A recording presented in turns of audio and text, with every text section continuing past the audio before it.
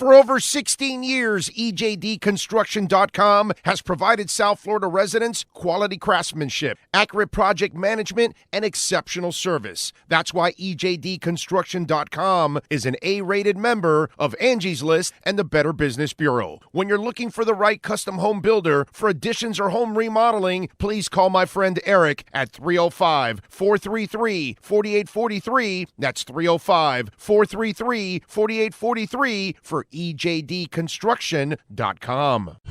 This is the Big O Show. There's many ways to support our program, from subscribing and liking the show to visiting our terrific sponsors. Another way is using Cash App. If you would like to donate to the show and help us grow, download Cash App and search Cash Big O Show. That's Cash Big O Show. We appreciate your support as we continue to build the best sports show on the planet for South Florida sports fans. Support the Big O Show by using Cash App and donate to Cash Big O Show. Thank you for your incredibly loyal support. This is the Big O Show. There's no need to drive around South Florida wasting valuable time looking for a new or certified pre-owned Acura. Go to the #1 volume sales dealership in the Southeast United States. Craig Zinn's Acura of Pembroke Pines. Purchase with pace and space in a dealership tailored to your needs. From home buying to providing that personal touch. Contact the 2020 Satisfaction Award winner Craig Zinn's Acura of Pembroke Pines. 888-776-5123. That's 888-776-5123. Or visit them at 15601 Pines Boulevard in Pembroke Pines. This is the Big O Show. Sports fans love a place with great food, cold drinks, and TVs everywhere. That's why sports fans love Sports Grill and their 7 amazing locations. Check out the Bird Road location at 11481 Southwest 40th Street in the back corner of the West Bird Shopping Center. Sports Grill is also now offering some great employment opportunities. All kinds of positions are now available, from kitchen to hosting. Call for more information at 305-485-8845. From wraps to salads to amazingly delicious specialty dishes, Sports Grill is the home to the legendary special grilled wings. Since 1987, Sports Grill, good food, good drink, and good friends.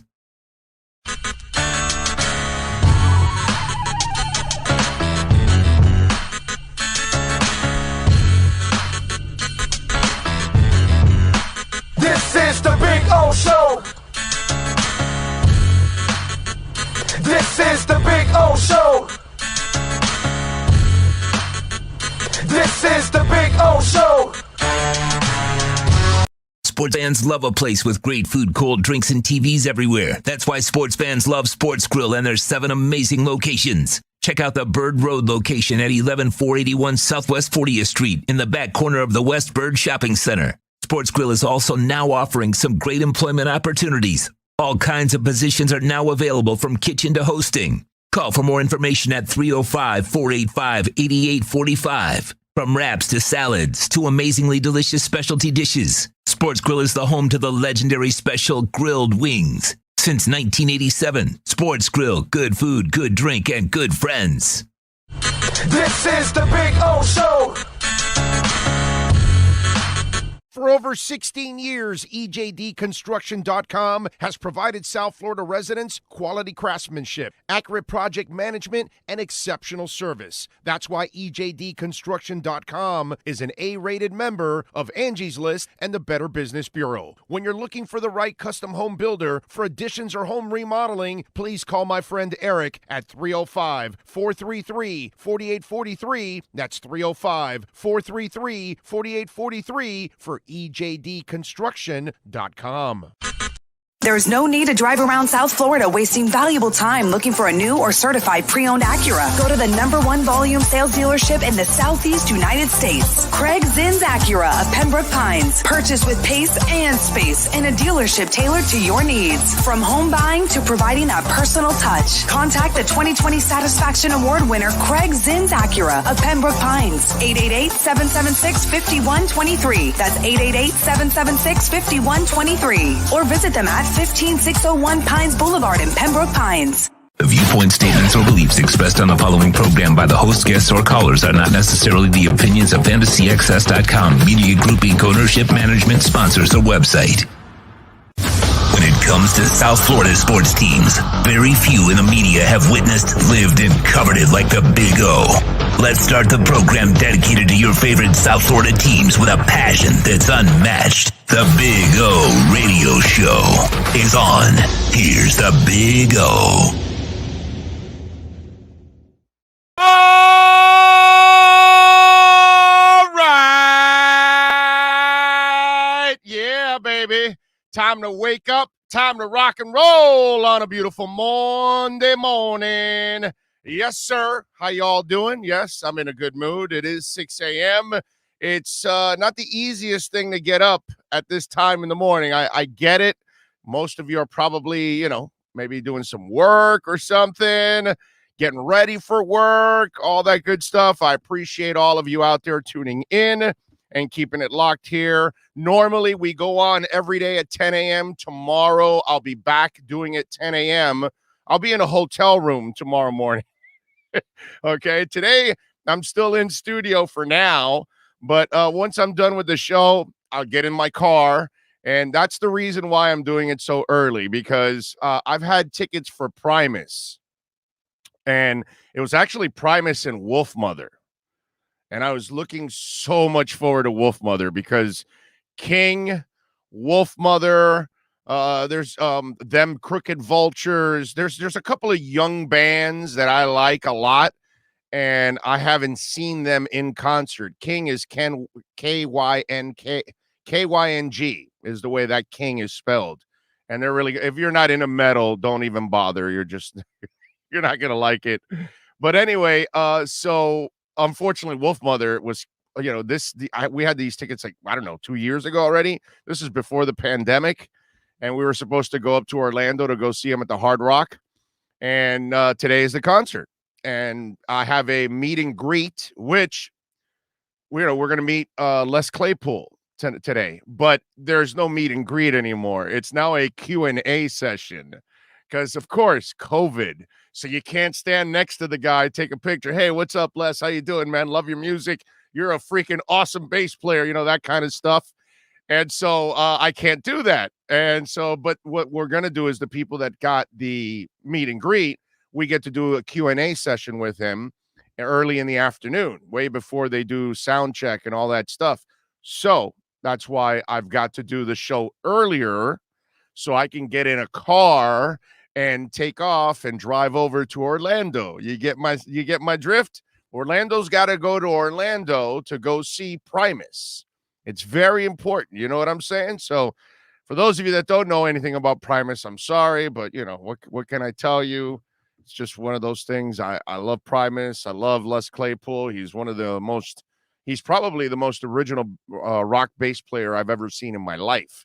And this is coming from a hardcore Steve Harris fan.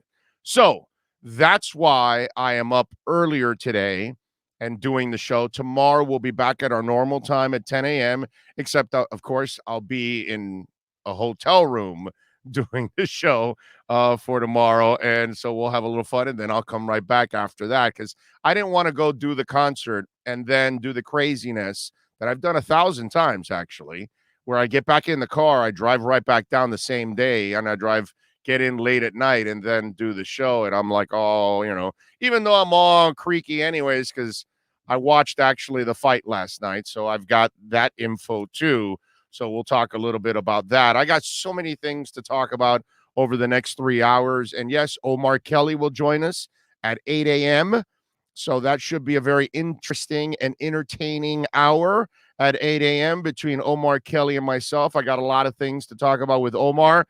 And one of the things I want to also kind of clear up with him on it, and we got to give him love too on another subject that he absolutely freaking nailed.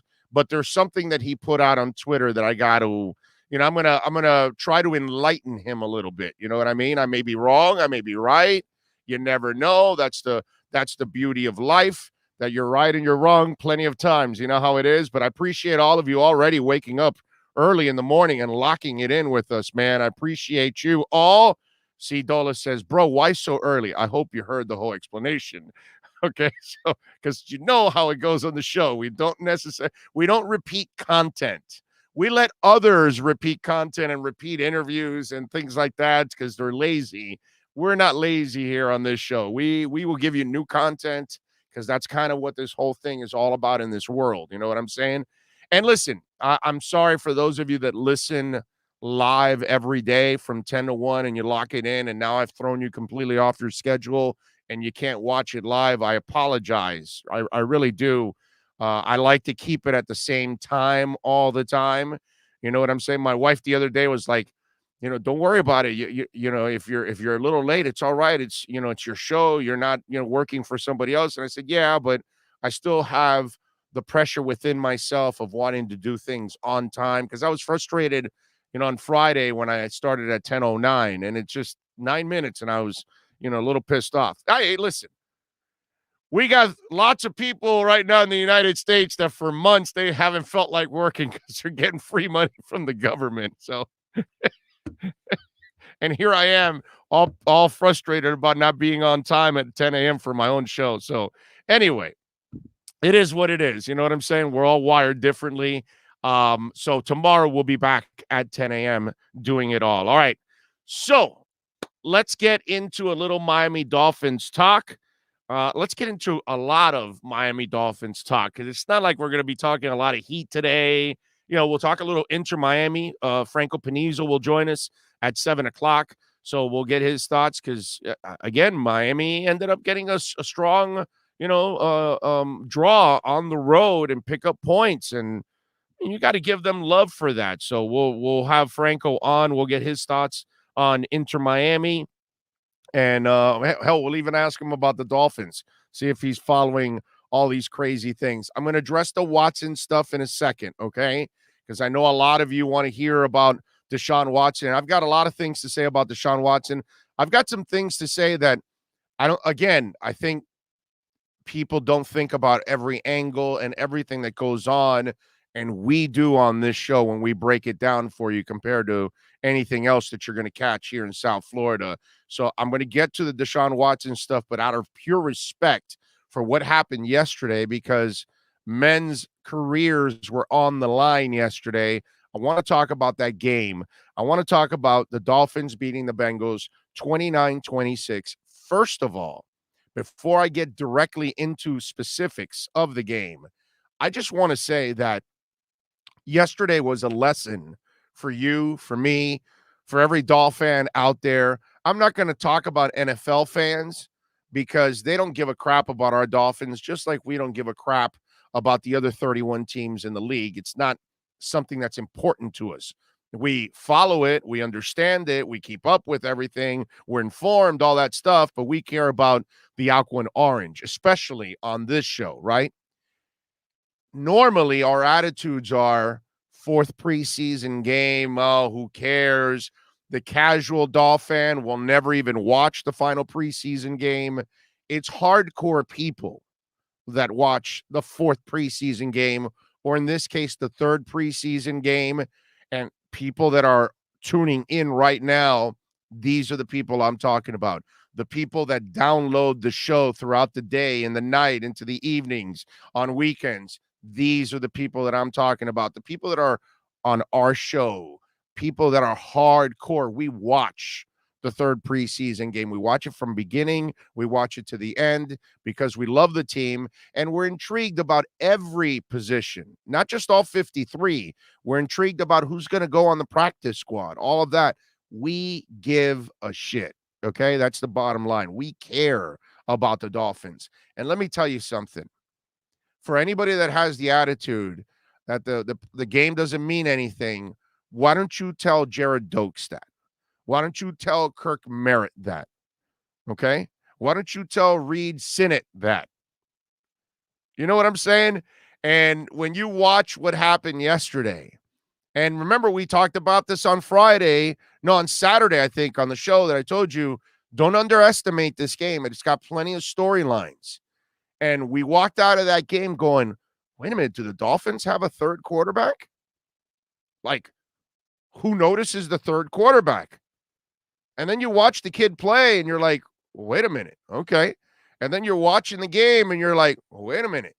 The Jared Dokes kid could help out on short yardage situations. You know what I'm saying? He had a decent game. He's a bigger back. So do you keep him or Patrick Laird? Patrick Laird, you know what I'm saying? And then you watch Kirk Merritt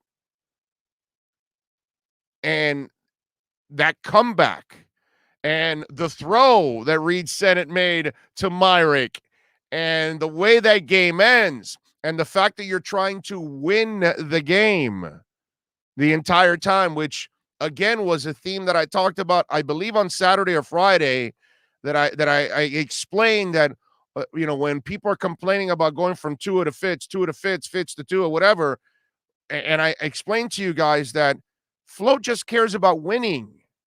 So when he goes from Fitz to Rosen to Fitz, whatever, it's because he wants to win. And he's trying to find a better angle to winning. And at the moment, if you're not helping me win, then I'm going to get the next cornerback. And I'm going to get the next running back. And I'm going to get the next lineman. I'm going to get the next line coach. All of those kind of things. And watching that game yesterday was one of the most entertaining preseason games I have seen in a long, long time. And as a Dolphins fan, I was happy for a lot of those guys there because those are the guys that aren't going to get a lot of playing time. I thought for sure Jacoby Brissett would play some. Maybe some of you did too. But, thinking about it going, it makes a lot of sense. Why are you going to play your important backup quarterback at this point in time? Give Reed the 4 quarters. See what the kid can do. And the kid played with moxie. Made plays, didn't get down on himself on the interception. It was a fun-ass game yesterday, man. I never felt like I was in the doldrums of the preseason. The entire time I watched that game, I had a smile on my face because I'm watching some young Dolphin do something. And I'm saying, hey, wow. This is intriguing. And we're going back and forth on Twitter with you all about, certain decisions that are going to have to be made at wide receiver, at running back, offensive line, defensive, all these kind of things.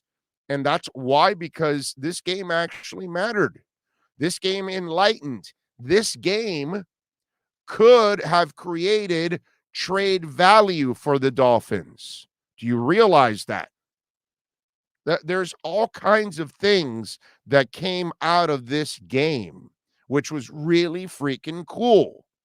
And so I think, the next time, next year, 2 years from now, 5 years from now, when we're talking about the preseason and we're talking about that third game, and then the listener chimes in or somebody says on Twitter, oh, who cares about this game? We're going to go, hey, man, you remember 2021? You remember that last game? This is an example of why you watch. And in a way, I compare it a lot to how the Heat have made Summer League matter. So we're going and, Breonte Weber, who's this kid? You know what I'm saying? And we're starting to look at, all right, so who's this Duncan Robinson kid? All right, he's shooting pretty well. And and now it's Max Strus and you'd save it and all that kind of crap that we love now because the Heat can actually find people that matter in the Summer League. Just because you're undrafted doesn't mean you suck. Actually, if you're undrafted, you might end up getting a $90 million contract.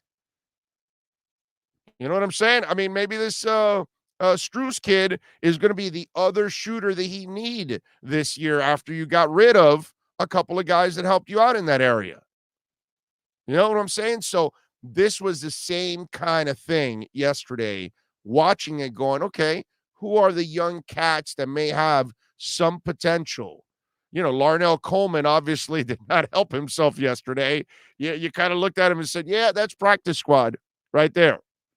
Kirk Merritt, what do you do? See what I'm saying? So it was a fun game. A lot of fun yesterday. That's the first thing I want to say. I'm proud of those guys. They entertained the hell out of us yesterday. I was out of my seat at the end of that game with that throw.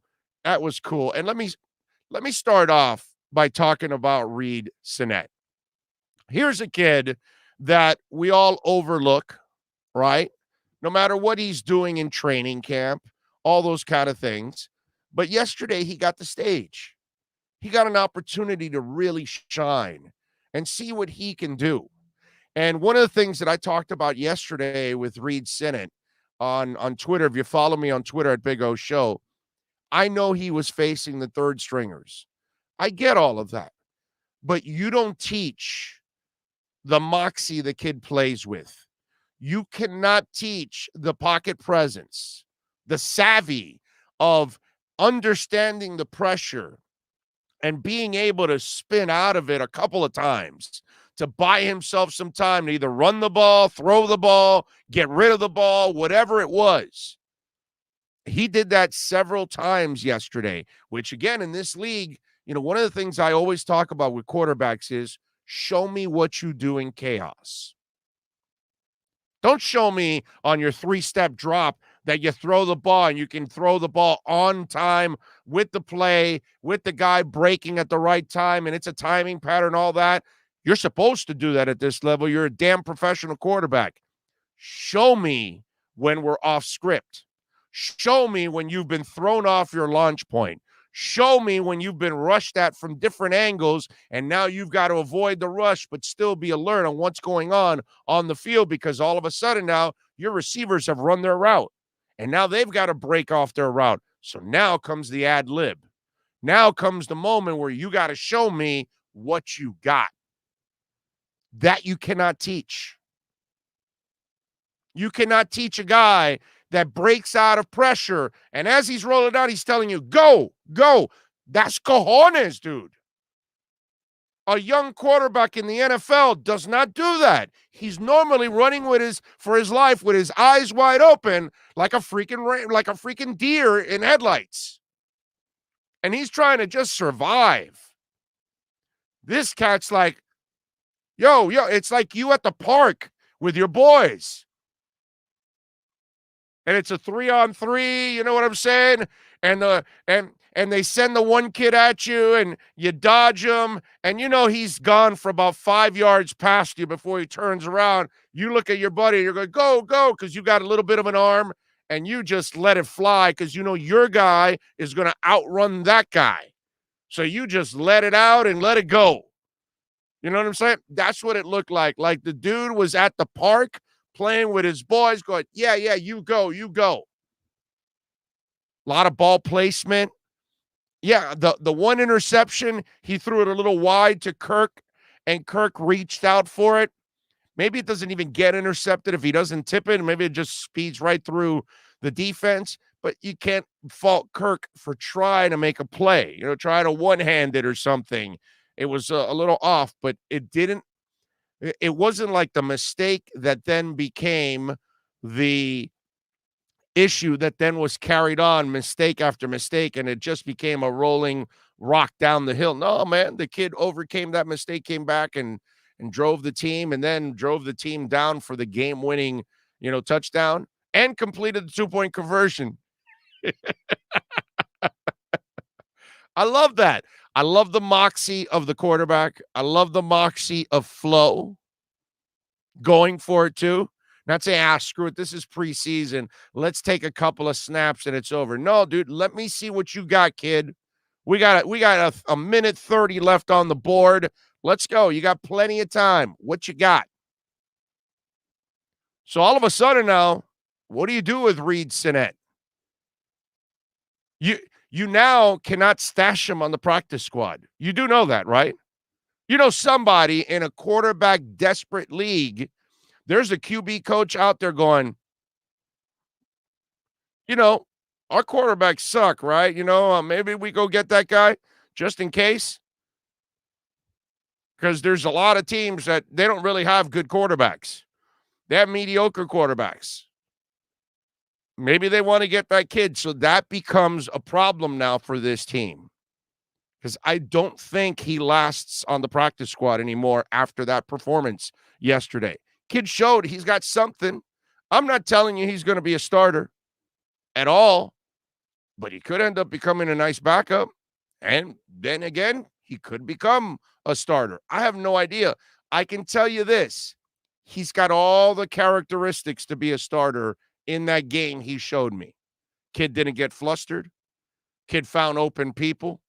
Ball placement was there. Guts. Pocket awareness. I liked everything I saw from that young man. I don't know what they do with him now, but that's a problem for them now. Because what if you have something there? And how about your front office? Right? You're smart. You get Jacoby Brissett for a backup, which is a great job. And now you got this young kid you've had in the system for a couple of years now, or is going into the second year, and he might be showing some development. Great eye by them to find something in this kid. Because normally your third quarterback looks like the dude that, what was the name of that dude that, in fact, I think he just retired and everything, that Gase would bring back every year. What was that kid's name? The last couple of years, he just retired, man. I was laughing my ass off because I saw that he had just retired. What's his name now? Somebody help me out. But anyway, so, normally they look like that, like, like a guy that, yeah, just get out of here. You want to cut him, get out. We can find a guy like you every day off the street. But that kid may have a little something, man. You never know. Ryan AP says maybe trade Brissett. The problem with that, my friend, is that Reed has not been running NFL games yet. And so you don't know what happens when you put him in those kind of situations. Whereas Jacoby Brissett has been a starter in this league. He's got a lot of experience, and he's seen everything. Reed Cenet has not seen everything. He saw a lot of preseason defense yesterday. That's not NFL regular season defense. So he still needs to pass another test just to get to the backup quarterback position. Right now, what Reed did was give you intrigue. Just open the door for you saying, is there more there? And that the more is, we don't know yet if he can get to be the dependable backup quarterback, or does he even have the craziness of moving from 3? Can he be a 1?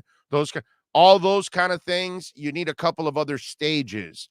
What you don't do is you get rid of Brissett and then elevate him, and then you got to hope that he's ready for that moment. That's you got a number 1 quarterback that you really haven't put through a full season and all those things, and now you're going to have a backup quarterback without any experience. Plus, Jacoby Brissett has seen 1,000 times more things than Tua has. So Jacoby can sit with Tua and teach Tua about NFL defenses, can teach Reed Cenet about NFL defenses. You get my drift? And he played the position, and so did Charlie Fry. But still, you wanted Jacoby Brissett in that room. So no, there's no trading Brissett and elevating Cenet. No Brissett and Cenet for it. Okay? What's this thing with 2 letters all over the place, right? Brissett, Cenet, Merritt. What's the deal? Everybody's got four letters that are repeated there. What the hell's going on here? Thank you, TR. Thank you for some love on the super chat. I appreciate you. So nice job by Reed Cenet. I like that. Now, and TR is up in Sydney, Australia. Thank you, sir. All the way down under. Holy crap. Appreciate you. What freaking time is it over there? Is it like 6 in the evening or something? What the hell is it over there? How many hours, TR? And thank you for the love. I appreciate it. How what is it behind us you are, right? I think it is. Is that how it goes, right? You guys are behind us?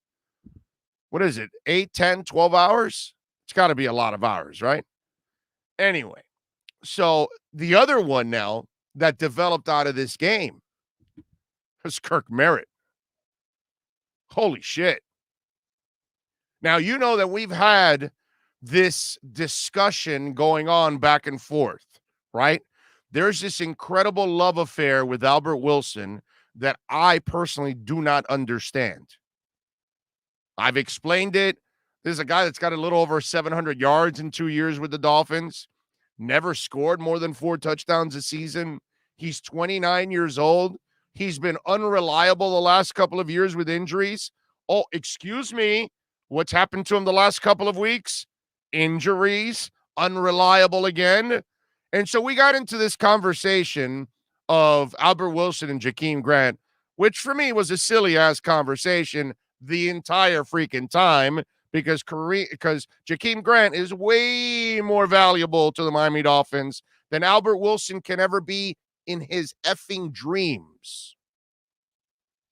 But he ran around for 10 days in shorts, and some of you have this love affair like he's a number 1, a number 2, a number 3 wide receiver on this team when he isn't.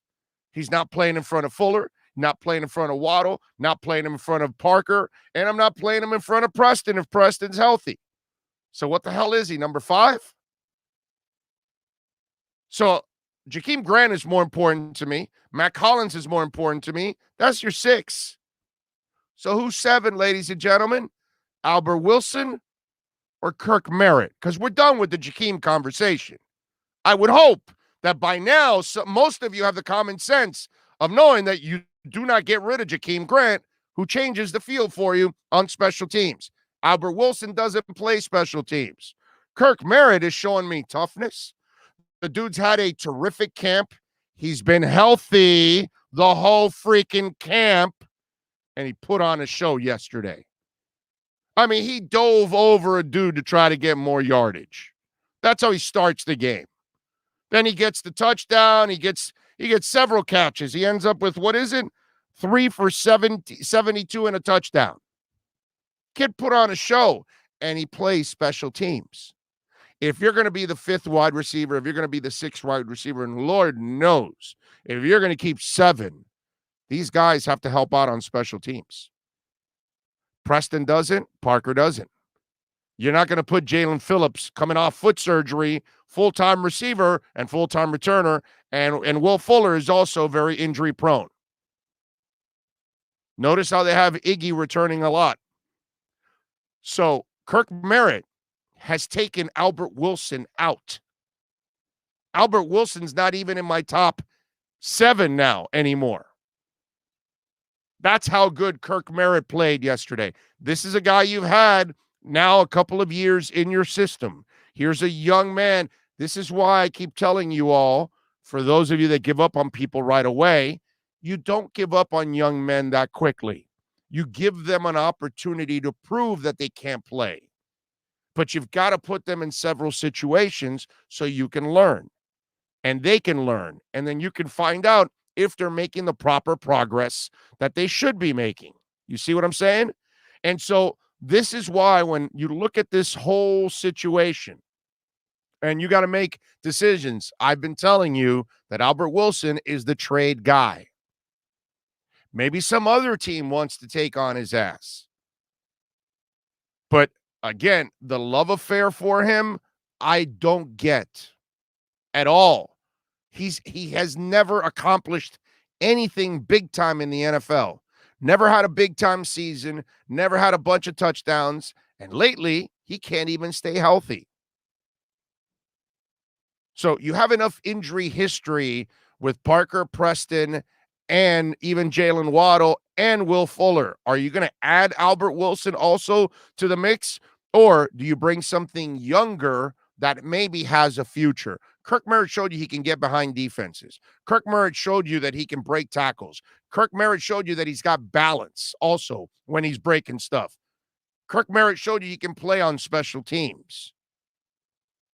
Kid's done everything, man. Kid has potential. This might be another one of those players that they found, and I believe he's a late round pick too. I mean, that was a lot of fun to watch. I'd rather the Dolphins invest in something that has a future, because Albert Wilson at 29 and constantly broken down does not have a future with the Miami Dolphins. I don't know if some of you that have been on this whole Albert Wilson fan base, fan boy, whatever parade you guys are on, I would imagine by now that he never returns from injury? Even when the other day when all the guys came back from injury, right? Where was Albert Wilson? Still could not practice. I'm wondering, there's plenty of people right now. Please smash the hell out of the like button. It is incredibly important that you smash the hell out of the like button. But those of you right now, either you're listening to the podcast or you're right now on YouTube. Are you still in the position that Albert Wilson should be your top 6 receiver, or now Kirk Merritt top 7? I would like to know, where the hell do you guys stand on that? Because I know I've been battling with many of you on this whole Albert Wilson situation. And I've already proven that Jakeem Grant's way more valuable than he'll ever be. And I think now Kirk Merritt has done the exact same thing. Impressive stuff by Kirk Merritt, man. I got to tell you. All right, give me 30 seconds so we can continue. I want to drink a little bit here. There's many ways to support our program, from subscribing and liking the show to visiting our terrific sponsors. Another way is using Cash App. If you would like to donate to the show and help us grow, download Cash App and search Cash Big O Show. That's Cash Big O Show. We appreciate your support as we continue to build the best sports show on the planet for South Florida sports fans. Support the Big O Show by using Cash App and donate to Cash Big O Show. Thank you for your incredibly loyal support. All right, remember, it's Cash App or Venmo, and the address is Cash Big O Show. That's always the best way to donate because we get 100% of it. When you donate on the Super Chat, we only get 70% of it. You know what I'm saying? But either way, if you want to do it anyway on Super Chat, we appreciate it. That's why we keep it active. But, of course, Cash App or Venmo is always the best way to help us grow, and always appreciate it. I see Isais was number 1 on the chat board this morning, chiming in at 5:40 in the morning. Josh is in. Duke Tomlinson, TH from the 203. DF is in. Guillermo Raul's in. John Santos, Gus 1388, Ricky Perez, C. Dola, Luis Negron, Bromar Smelly says, at work listening on phone. Why 6 a.m.? Okay, well, you already know. You were on earlier. TH from the 203 says, Wolf Mother rules. Nice. There we go. I got some Wolf Mother there. Duke Tomlinson, Crooked Vultures, good. There you go. There you go. I like it. I like it. Some of you are rocking out like I am. Francisco Rivero says, morning, looks like Miami might have a new QB soon. We'll get to that. I got to enlighten some folks on that one. Do you think Cenet plays a play that Brisket can be traded? No. I already talked about that. You got to keep Brissett. What's up, Big O? How are you? That's Chris Ike is in. Richard V. Joe Hamilton. Rocco G. Rob is in.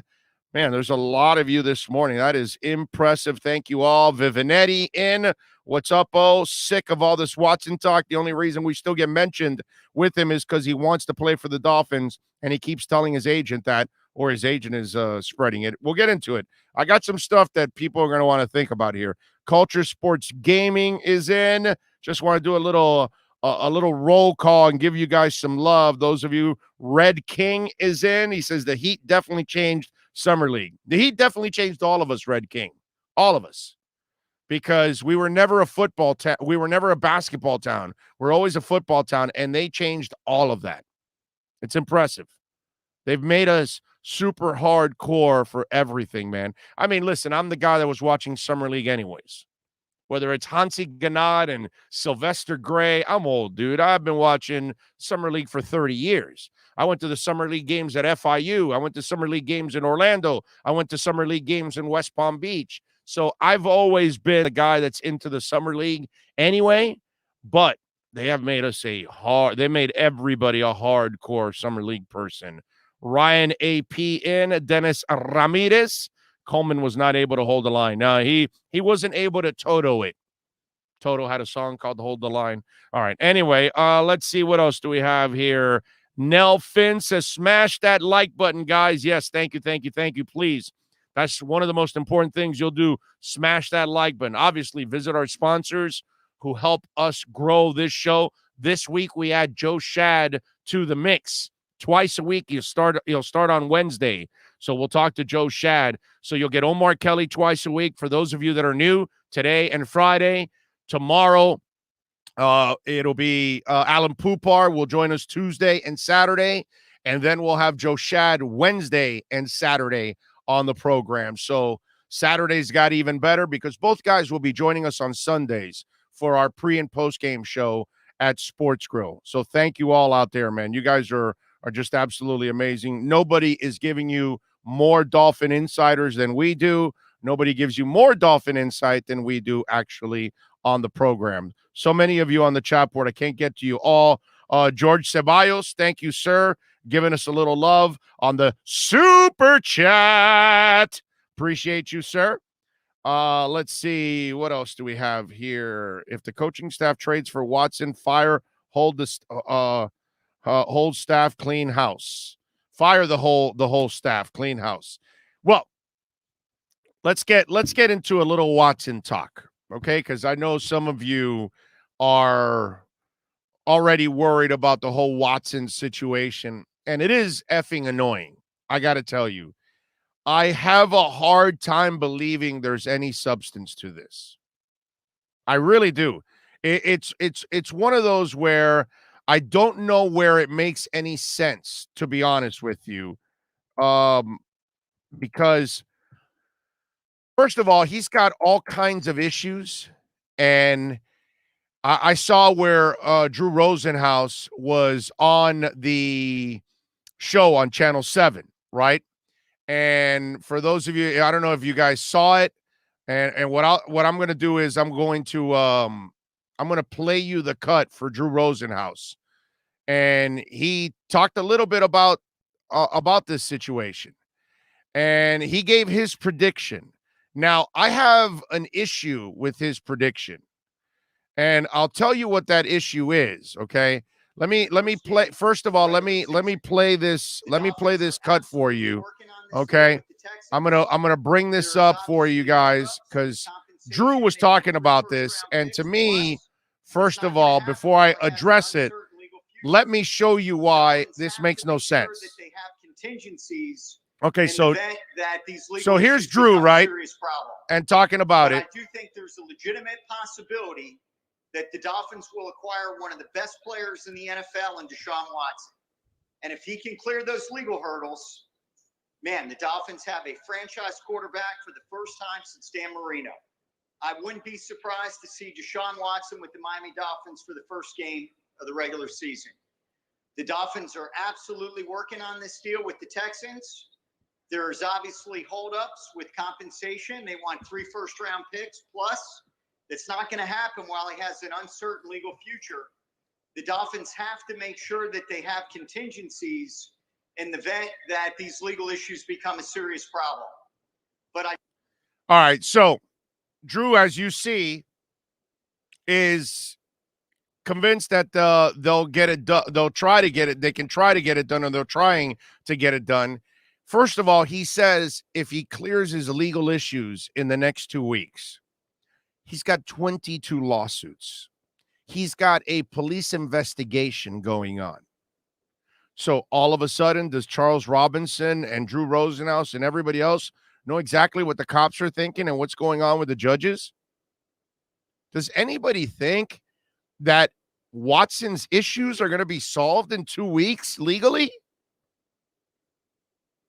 I'm sorry. I must have missed the court hearings.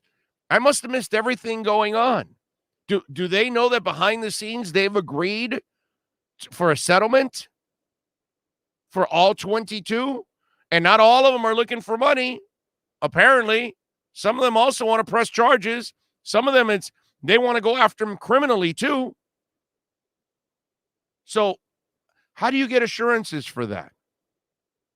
Oh, okay. Hey, we'll trade for Watson. We'll give you a first and a second rounder, right? But, hey, once he clears hurdles and he's found innocent, then we'll ship you another first rounder. But if he's found guilty, then you got to ship him back to us, the picks, we'll send you back Watson, and, whatever he played with us, it's, whatever it is. What contingencies can there be? Think about how stupid that sounds. How do you have contingencies? How do you know if somebody's going to get found guilty or not? How do you know if he is guilty or not? We don't even know. The guy could be completely innocent. The guy could be completely dirty and guilty. How does that make any sense whatsoever? I have a hard time believing any of this. How do you make a change like that 2 weeks before you start the season? Where does that make any sense? And after all the draft capital that you've picked up, now you're going to give away all that draft capital again. And if you're Houston, don't you want to wait till it's all over? So that way, if he's cleared, you can get a boatload of picks. But there's no way you can trade anybody on contingencies of a criminal investigation and obviously the civil issues that he has now. So it is so QAnon to think that this is going to end in 2 weeks. Oh, no, yeah, he'll be traded in 2 weeks. There's no way. How many more times is this going to be mentioned? Every time they're wrong. That's the part I don't understand. And as for Flo yesterday, when asked about it, my boy Omar, tweeted out, well, they had a chance to squash it. And I'm going to talk to Omar at 8 o'clock about this. And let me explain to you why the coach had no choice but to answer that way. And it's really simple, and Omar didn't pick up on this. It's called precedent. Do you know what that is? In court, sometimes somebody gets off on some kind of a technicality or something along those lines, something nobody's ever figured out, and then it sets a precedent. And now the next time that somebody is charged with the same kind of crime or whatever, and the same kind of situation comes up, they can use the same kind of defense to try to get the person off. So it sets a precedent that somebody's done it, then somebody else can do it over and over again. Let me explain to you, because I've been doing this for 31 freaking years. Coach Flo and Chris Greer are constantly playing chess while everybody else is playing checkers. But let me explain to you the chess move by Flo yesterday. If Flo denies the story and comes out and says, instead of saying, hey, look, man, we're going to worry about the players that are on our roster, those are the people we're going to talk about. Okay? And then guys like Omar and women like Omar all over the country say, well, the coach had an opportunity to say, hey, we love our guy Tua. We're committed to Tua. We're not trying to trade for Deshaun Watson. Okay, guess what? That's a precedent he sets. So the next time will happen, because Chris Greer likes to trade. And this is where it comes from. Because in two years plus, nobody's made more trades than Chris Greer. So, of course, the Dolphins are trying to trade, because they're always trying to make moves. They just made a move for a center over the weekend, because the Dolphins never stop making moves. So they've got to make this move. But if Flo denies that he's interested in Watson, guess what happens? 2 years from now, when they're in a rumor with another player, then he said, if he comes out and says, hey, I'm only talking about the players here, guess what you're going to say inside your mind? Well, they sent the precedent last time. When they weren't interested in Watson, they came out and told everybody they're not interested in Watson. So if they're not telling me now, 2 years later, they're not interested in this running back, or they're not wanting to talk about the running back, they must be interested. Because if they weren't interested, they would have told us, just like they did with Watson. That's chess. The media plays checkers. The fans play checkers. those people in the front office, it's not just about football. It's about psychology. And Flo knows that he has to keep the same company line to hide any rumor that might be true or might not be true. And in this case, we really don't know in a way. I'm just going out on a limb and saying none of this makes any sense. Watson's legal issues are not going to end in the next 2 weeks. There's no effing way this gets cleared up. This is the agent that's desperate. Were the Dolphins at one point, did they inquire? I'm sure they did. And I'm sure it's either Houston saying, well, all teams have inquired like the Dolphins. They don't tell you when, but they'll tell you, oh, yeah. And then they run with it. Or the agent. Well, no, I heard the Dolphins are also interested. Carolina, Philly just traded for a quarterback. So now they're saying, oh, no, now Philly's out. Because Philly's got 3 quarterbacks now, right? They traded for Minshew. They've got Jalen Hurts, and they've got Joe Flacco. Not that Joe Flacco is anything, but he's there for the veteran purposes, kind of like Brissett, by the way, for the other 2 guys. That's kind of what's going on. But anyway, so the bottom line is that if you're the Dolphins, you've got to stay and say what you're saying right now.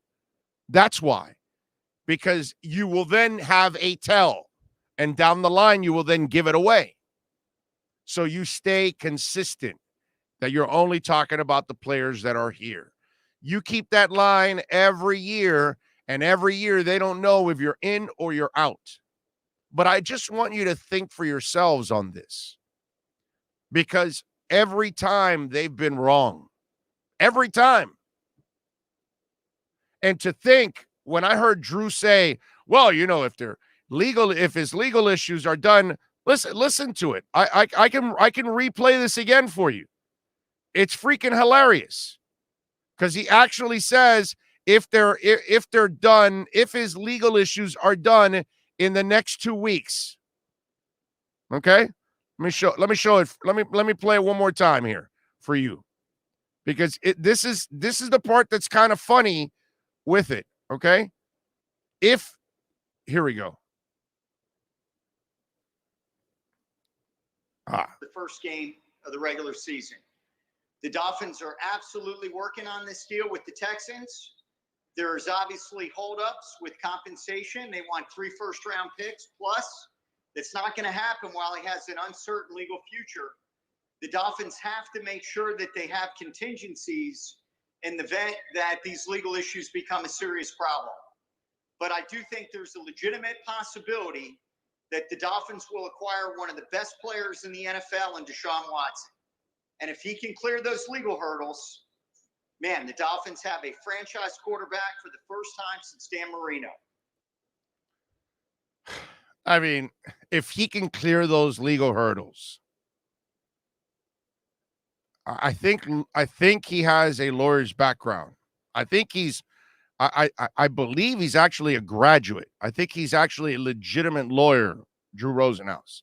Not that he does any of that stuff. I think he just does the contracts, but I believe he's a law graduate. Don't you know by now that really you think Watson's going to clear all his issues in 2 weeks? And then contingencies. How do you get contingencies for this? How stupid is that? And how disruptive would all this be? That none of this makes any sense at all. I mean, if they really wanted to trade X, they probably could have traded X. And they want to go to the playoffs this year.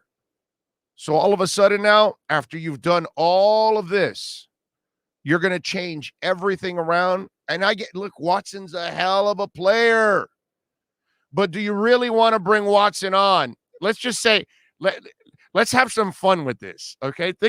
I want you to think about all of this, because the media doesn't think about this. Joe Fan doesn't think about this. So let's just have some fun in Drew Rosenhaus's fantasy land, okay? Because, contingencies. So he thinks they're going to trade him And the NFL is going to allow a trade in the middle of an investigation, which think about how that looks now. If he actually is a sexual predator, which, by the way, he is a sexual predator. Now, whether, however you want to look at it, whether it's a bad sexual predator or just a twisted sexual predator, he's a sexual predator. So you're trading for a sexual predator. You're trading for a guy that has issues. And don't kid yourselves. Deshaun Watson has problems. Okay? Let's be completely frank here. Okay? This guy's got issues. You got to be really stupid, incredibly stupid to do the things he's done. All right? So let's just start there. So now you're possibly trading a sexual predator.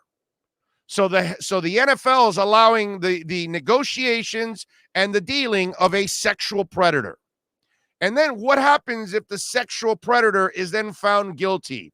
Can you imagine the mess between the two teams and the legality and the issues that could go on, and then the PR mess? And Deshaun Watson, contingencies. So he gets traded to Miami, but yet he still has the legal issues. So just in case he's found guilty 5 months from now, like Drew says, well, they got to get contingencies just in case. So he's going to play every week here, and every week they're going to ask him, hey, great game today. How's the case going? So now Flo has to answer about adding a sexual predator. And are you worried about a sexual predator on the team? And so then also Devontae Parker has to be asked, hey, you guys added a sexual predator because ABC is going to be in there, and NBC and CNN and Fox and MSNBC. They're all going to send somebody because it's news now. So do the Miami Dolphins really want to acquire a sexual predator? Do the Miami Dolphins really want to answer questions about a sexual predator? I want you to think about all of this, because they make it sound like this is the easiest thing in the world. I mean, listen to the guy. If he can clear his legal hurdles in the next 2 weeks, like this is a fucking traffic ticket. Like I'm supposed to call, 888 lawyer, and he's supposed to tell me, hey, yeah, no problem. I'll go to court with you, bro. And don't worry, I'll go to court for you. You hang out in the house, and I'll plead no contest for you. And this and that, or we'll get the court, we'll get the case delayed for a month or two, and I'll go back. And the cop never comes back on the second or third go around. I'll get you off. These freaking people think it's a traffic ticket. There are no thoughts in this. It's just, hey, let me pull it out of my ass and let me throw it against the wall, and maybe it sticks, because it hasn't stuck for months now. So this is the latest addition to it. And I'm not saying I know Charles Robinson personally. Good dude, excellent reporter. I'm not saying he's not getting the info. I'm just saying it's not coming from Chris Greer or Brian Flores. That's what I'm saying. Not Mike Florio, not anybody, not Beasley. They don't have access to Greer and Flo. Greer and Flo don't talk to them. And let me tell you something that I told a lot of you on Twitter before throughout the weekend. Follow me at Big O Show, please. We actually interact with people. I said, since day one when Greer and Flo took over, does this sound like them? Right? Does this sound like them? Or they don't say anything. They don't talk to anybody. So all of a sudden, all these people got insight. Get the hell out of here, dude. They're just listening to the agent. They're just listening to Houston. They're listening to maybe other GMs that are just throwing chum in the water. They're not talking to Greer and Flo. And while like my man Omar, they come at you with, oh, well, he could have squashed it. He can't do that. because he's thinking chess. You're just worried about this one piece, one move in checkers. He's 4 moves ahead of you. He's worried about the next rumor and the rumor after that and the rumor after that, because this Watson rumor will dry out at one point or another. So that to me is so ridiculous. It just doesn't make any sense whatsoever. So that's my explanation to why I think this Watson situation is not true. And I don't think it's going to happen. Now, listen, I may be 1,000% wrong. And maybe these guys are Nostradamus and they all of a sudden know about everything going on in his legal issues that they're going to be resolved in the next 2 weeks. Somebody's got to keep his name alive. Somebody's got to keep the interest alive, right? And you got to just think, who has to gain from all of this? And that's what I'm hearing when I see these reports. Watson has to gain from this. The media that gets to report it and then it gets regurgitated all over the place and retweeted and talked about. Because now I have to address it. And now I've got to talk about it. And I've got to try to bring some common sense to this whole thing. Because nobody really thinks in the common sense area. They just throw BS out there and they never think about it. I've given you plenty of things to think about that it makes no sense that they're going to acquire him before the beginning of the season. That in the next 2 weeks, something's going to happen. Yeah, no, I remember in 1984, they told me that the world was going to end. I also remember that in 1999, before we went to, in 2000, that every computer would crap out. Yeah. Oh, and today is the 30th of August. Wasn't Trump supposed to be reinstated this month? You keep feeding that bullshit to people. Hey, some of them are stupid enough to believe it. What can I tell you? I'm just not one of them, man. I'm just not one of them. I'm sorry. I'm not believing any of this. You're going to have to show me to believe it, because when I look at the common sense side of it, not one damn thing makes sense. Not one of it. So you guys can tell me what you think here. If you want, on the chat board, remember, please smash the hell out of the like button. It is incredibly important that you smash the hell out of the like button and give us some love, whether you're listening on the podcast later on in the day, which I think our podcasting numbers may go up slightly today, because there's going to be a lot of people that are going, hey, wait a minute, where the hell is he? He's not here in the morning, that kind of stuff. And so, but I am very happy. There are a lot of people already on the chat board early this morning, and I appreciate you. Rock, Ed Grob or something. He says, glad I found out about this live show. Love hearing your take on Finns football. Well, thank you, man. That's very nice of you. That's incredibly kind of all of you out there. The way you have supported our show and the way we have just absolutely exploded. Thank you very much.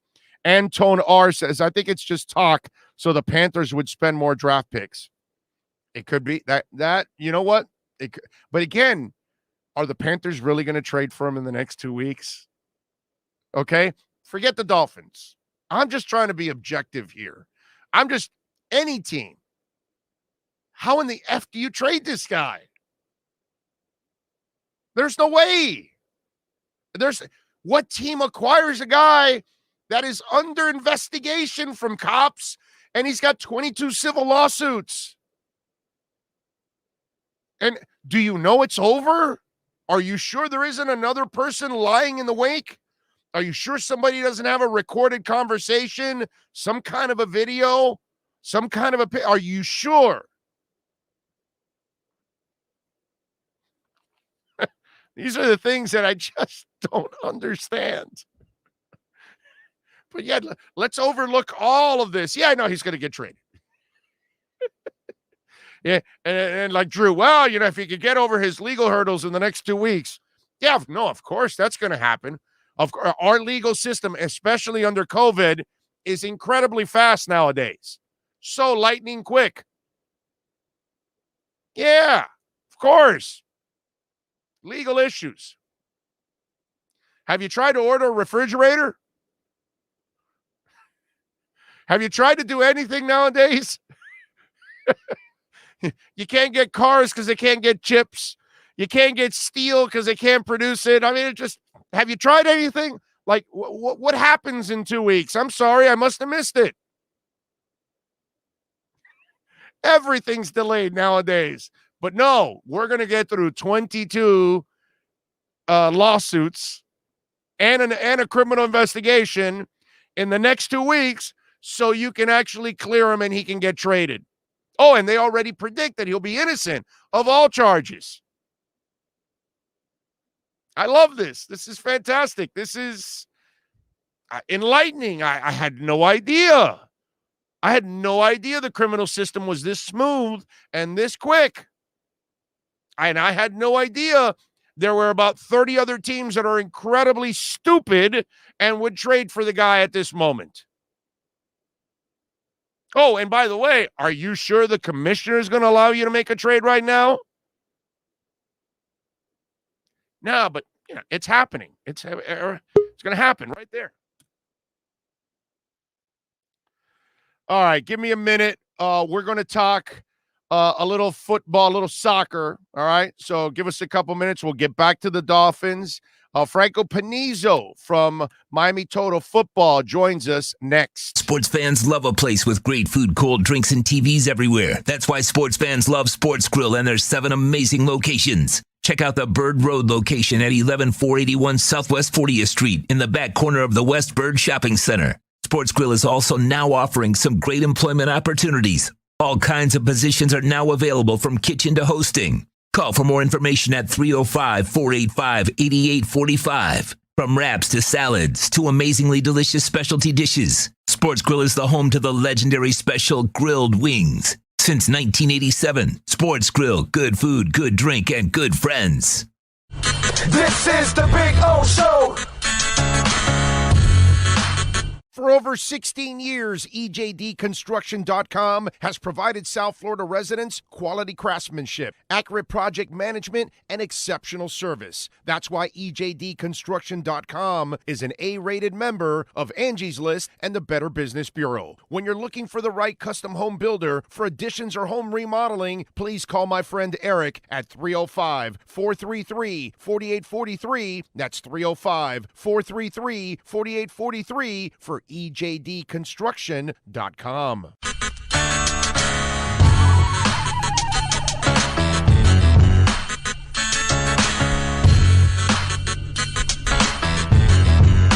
This is the Big O Show. This is the Big O Show.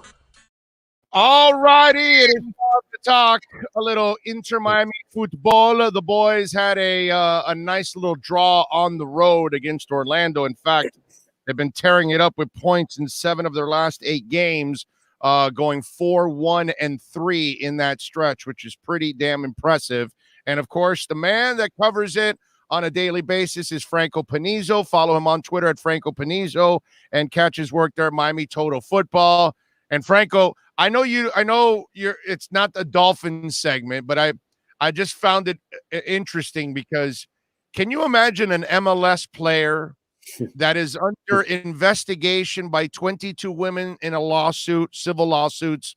There's a criminal investigation going on, and yet a report comes out that within the next 2 weeks he'll get traded. Walk me through this. Just logic tells you. Do you think the court systems in this country are going to resolve those kind of issues in the next 2 weeks? What do you think about that? What would your guess be right there and then? I would guess no, but I don't know all the details of this topic. But I would guess no, just by the amount of allegations that are allegedly in his against him. So there is something of similar fashion in the football world right now with Benjamin Mendy, who's had a few alleged sex offenses that he's facing right now. So that's something that's going on right now across the pond. So that's been a talking point, a storyline. But yeah, without knowing all the details, I can't imagine that things will be resolved in a matter of 2 weeks. Yeah, that's what I've been trying to explain to folks because just, people just throw shit on the wall and then they hope it sticks. And, it's just to me, and it happens in every part of our biz. You know that, dude. We've got outlets and people that are constantly wrong, but they don't care. They'll just, because there is no repercussions anymore in our business, for all that kind of stuff. But we have people that'll keep throwing stuff on the wall and it just never ends up sticking. So, let's get into a little Inter Miami football. I know that a 0-0 game is not supposed to be exciting, but there were moments in this game. There were things to watch, but again, another gritty performance. And I got to start off with the guy that we've questioned at times throughout the year and all of that, but Phil Neville has got to be given. I'm giving him most of the credit for the turnaround right now and the way the team is playing, because I got to be honest with you, bro, I still don't even think they're this good. And yet somehow or another, they're 4-1-3. I'm amazed. Yeah, look, they've turned things around from that 5-0 defeat to the New England Revolution. That when they hit rock bottom, it doesn't get much worse than that. They lost at home, a record defeat, the biggest one in Inter Miami history. That extended the losing streak to a franchise record 6 games. I mean, that was as low as it got. Things were not looking all that positive. Most places in the world, he probably would have gotten let go after that game, but he continued on and he found a very quick solution after that, and the team has turned it around since then. You just gave out the record. So Inter Miami's been a much different team, much more competitive team. And now the playoffs are within reach. They're only 4 points away. So it's looking much, much brighter for Inter Miami right now. Yeah. And okay, so for you, I give Neville all the credit in the world for finding a way for them to play that gritty style that they're playing right now. Where do you lay the credit?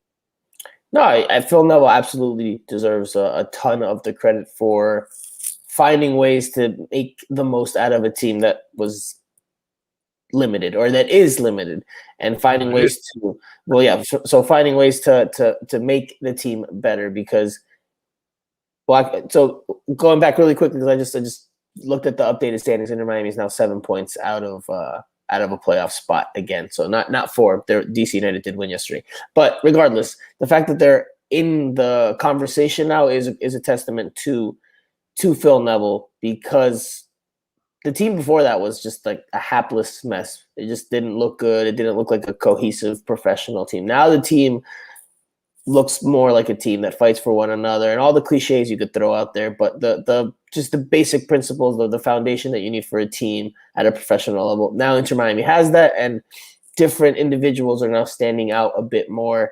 Obviously, it isn't with the most attractive style of soccer. This is a team that plays much more defensive now. They call it a 3-man backline at times. It's really a 5-man backline, because you have 2 wingbacks that, yes, they get forward, but they're defensive-minded players, although Lewis Morgan's more attack-minded. But the idea is to close up the spaces in behind so that you don't give up chances, and then try to make do with what you can when you have the ball in the attack.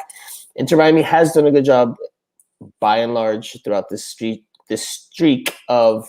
stretch with having the ball at times and creating things. They've done better than what they did before. But again, the reason why they've been competitive is because of the 5-man back line and the ability to close down spaces at the back now and limit opponents. Because this game against Orlando City, they gave up 2 shots on goal that Nick Marsman made both great saves on, but they just only gave up 2 shots on goal. So that's a testament to the defense, and that's not the first time the defense has done that. If you go back to the other draw versus Orlando City at the start of the month, a 1-1 draw in Orlando, a very similar type of game in which Inter Miami doesn't give up a whole lot, doesn't generate a whole lot, but doesn't give up a whole lot. And that goal they gave up in that game was off of a corner kick. So Inter Miami has defensively found its solidity. That's kept it in games. Hasn't made for the most attractive soccer, I'll repeat, but it's been effective. They've been able to get results as a result of that defensive, or that scheme change. And not only Marsman and Pupil too. I mean, both goalies made some. They were the stars of the game. Both those guys, they're the ones that kept it 0-0 basically. Yeah, no, but I mean, again, for me, Nick Marsman was the man of the match. Pedro Alese for Orlando City made one very, very good save and then one routine save, you would say, because Gonzalo Higuain was at a very tight angle on the shot he took on frame. But this was not an offensive masterpiece. This was not an attacking masterclass. This was a very cagey. Like, there are 0-0 draws that are very exciting. There's a lot of chances, and either the ball just doesn't go in, or the goalkeepers make great saves, or they hit the post. But this one was not that. This one had a couple of moments where could put you take your butt out of the seat or keep you on the edge, but was not. It won't be confused for a classic anytime soon, an instant classic. I'm with you there. Robbie, by the way, I thought Robbie played well. That little back boot pass he made in the box was really, really sweet. He's starting to justify the selection. You know what I mean? Because I know you'll never be able to justify passing up Daryl DK twice in the whole thing. But he's now that he's healthy now for a nice stretch, now I think fans are starting to see what McDonough saw in him and why he made him that pick. And you can tell confidence, everything is really developing right now for Robbie. Robbie's feeling himself right now. And I think the international play is going to be priceless for him too. I think that's going to be an awesome experience for him to help build him up as a player. But talk a little bit about Robbie. Yeah, no, he definitely looks a more confident player, much more confident in his decision-making, in his willingness to go at defenders, sharper as well with whether he passes, whether he dribbles. He's sharper overall. He's developing and growing as the young player that he is, because we've seen in the last, maybe not this game so much, but the game before that, him use his left foot, which is something that he had really avoided for much of his young career. So, I asked him about that after the game. He said, I've been working on that to become more or less a bit more unpredictable, because defenders know that I love to cut in on my right foot. That's his preferred foot. It's his strong foot. So the fact that he was able to score on his left foot, beat Omar Gonzalez in the game against Toronto FC on the dribble by going to his left, by faking to his right initially, right? He fakes to his right. Omar Gonzalez fully expected that to be the move, and then Robbie Robinson goes left and then scores with his left. That's a marked improvement, and that's notable, and it will only help him get better, and it'll take his career to a higher level if he can continue to develop that left foot. And obviously now he's got the Chile call-up, which I expect he'll go to, and that will obviously be a incredible experience. It will probably take some time for him to get used to the level there, because it's another level or two above what MLS is in terms of the speed and the time that you have on the ball. It's going to probably take him some time, but Chile is going through a generational change. The golden generation that helped Chile win two Copa Americas in 2015 and 16, and that did very well at some World Cups, is now fading, and they're looking to refresh the team. So Robbie Robinson can be part of that generational change if he reaches another level, but it will probably take him some time, because the international game, especially in South America, with as competitive as it is, especially the World Cup qualifying campaign, and the talented teams you face, Brazil, Argentina, Colombia, et cetera, it will take him some time, I'm sure. All right, Cincinnati Saturday. Again, one of the things I got to give them credit, dude. The very winnable games, they've taken care of business lately here with some of these winnable games. This is another one of those on Saturday. Orlando was a gritty draw because Orlando's a better team. They're superior. But damn, this one on Saturday, this is one of those winnable games for them. Another 3 they can pick up. Oh, absolutely. And if you go back even to their poor stretch during the first few months of the season, one of their wins was against FC Cincinnati, a 3-2 victory in Cincinnati. So you can expect that Inter Miami will try to play a little bit more in this one than maybe they did against Orlando City. 3 points are definitely attainable given the opponent. Obviously, they'll be on the road. It's a tough place to play, although it's a new place to play. It should be a tough place to play just because of the environment and the atmosphere that should be there. But Inter Miami should be able to play for the 3 points a little bit more. So I think they have a chance. Absolutely. I think they can do it, especially if the DPs that are available are on, but there will be players missing for Inter Miami in this one. That's a big talking point. They're going to have their depth tested a bit more. Rodolfo Pizarro's out because he's with Mexico. Robbie Robinson will be out because he'll be with Chile, and Kieran Gibbs is probably going to be out due to the injury he picked up over the weekend. So that's 3 starting caliber players that you won't have. Obviously, Gonzalo Higuain still in the mix, Blaise Matuidi still in the mix, but filling those 3 spots will probably be a challenge that Phil Neville has to successfully do if Inter Miami is going to take 3 points. All right, Franco Panizo, by the way, Miami Total Football is the podcast. You want to keep up with everything Inter, make sure you follow my man Franco Panizo. He does an excellent job. Before I let you go, you talk about the generational change that Chile is in. So is the United States. Their youth movement is going on. Your thoughts on their game against El Salvador? Look, the United States men's national team will have its ups and downs in qualifying, as most teams do in any qualifying campaign. But I expect the U.S. to do very well and finish first or second in this qualification. They're just much more talented than almost every other opponent. Mexico is probably the one opponent that you could say is there. Maybe you could argue it's slightly better, you could argue it's slightly worse, whatever. But besides that, the U.S. men's national team is by far much more talented than the rest of the opponents. Now, obviously, the same could have been said a cycle ago, but that was with an aging team that was starting to fade. This team is young. This team's energetic. It's very athletic. It has a resiliency about it. Maybe a swag, for lack of a better term. Just has a way that the players just carry themselves a bit differently. This team just carries itself differently. So fully expect the U.S. to start off with 3 points. Again, there will be dips in this qualifying cycle, just like there are for almost any team in any cycle, but expect more thrills than disappointment. So I expect the U.S. men's national team to start off with a win.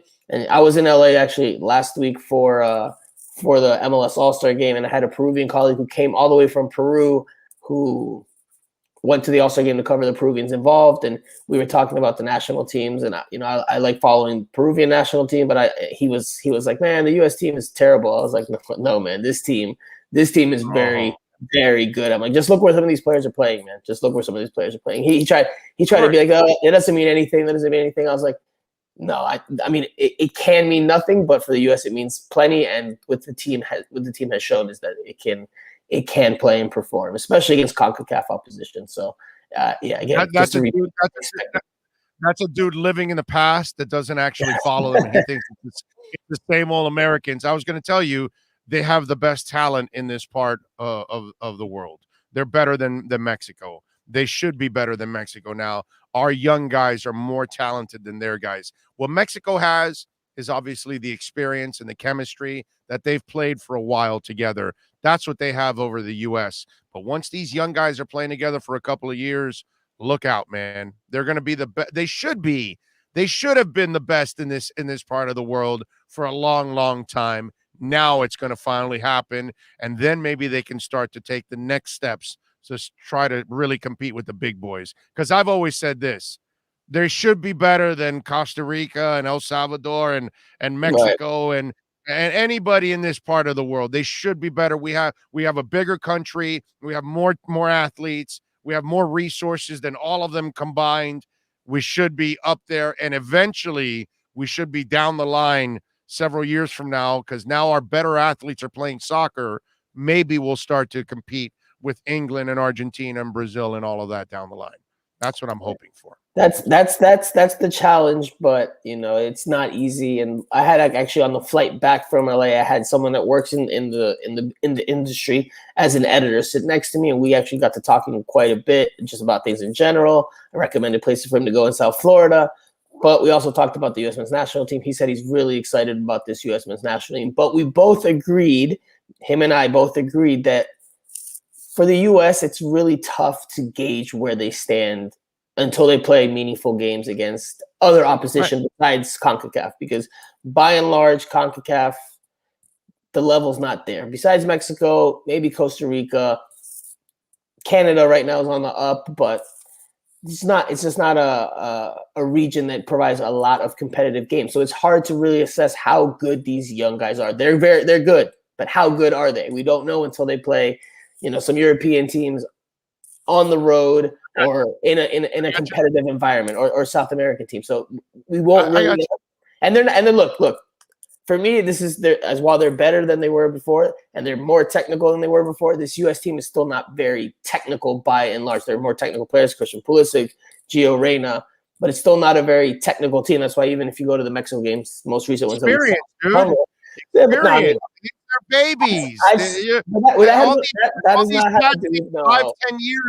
All these cats need 5-10 years of international play, and we won't be saying any of that. But it's this generation that you will build on for to actually become really good. If you watch the Mexico games from this summer, both games pretty similar. Mexico had the most of the ball. Mexico created chances that they didn't put away. The U.S. defended well, got some great saves from their goalkeepers, and then they get some set piece goals and some opportunistic finishing at the other end, or some efficient finishing. It's the same story that I've seen for a lot of the U.S.-Mexico games over the last 10, 12 years. The U.S.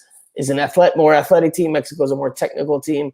That will take time for the player pool to really take a next step. And look, that might not happen for a long, long time, because it's just different nations have different strengths and weaknesses, and the U.S. does base its soccer on more athletic terms. Starting to see a little bit more technical qualities come through the player pool, but physical ones are still what are predominantly there for the U.S. and for how the American game is played. So even anyone that comes into MLS, Matias Pellegrini, former Inter Miami player on loan at Estudiantes, when they asked him to describe the difference between the soccer in Argentina and the soccer in the United States and MLS, he said, it's a much more physical league. It's a league that has a lot of transitions, which means the ball just goes from one end to the other. There's not a lot of thorough buildup, which would be a characteristic of a more technical style soccer, something that even Lucas Elarrayan, Columbus Crew player, in a press conference at MLS All-Star, he's played in both leagues, Liga MX and in Mexico and here in the United States. And he was asked about the differences, said the same thing. The United States is probably a league that they do a lot of gym work, they do a lot of physical work. Liga MX a little more technical. So that will take plenty of time to really change, if at all. But the U.S. is making strides. And with the athleticism that they have, they're in a good way right now, for sure. I'm with you there. Follow him on Twitter at Franco Panizo, and you got to listen to the podcast, man. He does a great job. Miami Total Football. Look for it there. Franco, as always, thank you for waking up early for us, man. I really appreciate you. Only for you, Big O. Only for you. I would be sleeping otherwise. I got to enjoy my Primus tonight, bro. I'm going to rock out tonight. Thank you, Franco. I appreciate you, man. You got it. When you need your warehouse looking good while staying efficient, there's only one place to find the finest racks in the business. Pallet Rack City in Hialeah. 305-424-8547. That's 305-424-8547. Pallet Rack City is the company you need when you want your warehouse sporting the finest racks in the business. After all, who doesn't love a great rack? Pallet Rack City. 305-424-8547. That's 305-424-8547. All righty. Welcome back. We thank Franco Panizo, talking a little football. As always, appreciate it. Jim Turcati says it's 8:21 p.m. in Tokyo. Are you in freaking Tokyo? Is that true? Holy crap. That's impressive. We have a franchise quarterback in Tua, says Vivian. I agree with you. I love Tua. I got no problem with Tua. I want Tua to be here forever, man. I'm not so much in love with this whole Watson deal thing. Plus, I'm at a point where I don't trust Deshaun Watson. Can I be honest? I don't trust him. If you're stupid enough to do this over and over and over again, and you have 22 lawsuits now, 22 civil lawsuits, and you weren't smart enough to know I'm Deshaun Watson. I shouldn't be calling strange women over to rub my thing. Plus, he has a beautiful girlfriend. Okay? So you figure, wait a minute, dude, you got a beautiful girlfriend and you're calling all these strange women over? It's like, are you stupid? Yeah, you are, obviously. I mentioned, we talked about this last week. Deshaun Watson and Robert Kraft are criminally stupid. They're not just stupid, they're criminally stupid.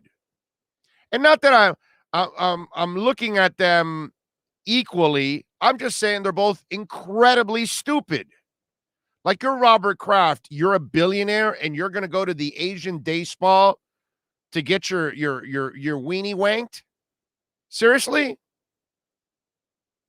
Like, don't you expect that people will recognize who you are? Oh, you think you're going to walk into the Asian day spa, a billionaire, and no one's going to notice? And you sure, while, Mrs. Whatever is pulling on your wang, you sure there are no cameras in that room? You sure there's not a security guard that's looking over it going, let's make sure they treat our girls right, because they might be doing stuff like that. And by the way, they're looking at the camera going, dude, is that Robert Kraft getting a happy ending in our place? Like, are you not Robert Kraft? Do you not realize that? I talked about this last week. Like, you're Deshaun Watson. Do you think calling strange women all the time to rub your pee-pee, that at one point or another you're not going to end up with a lawsuit? Well, you ended up with 22 of them.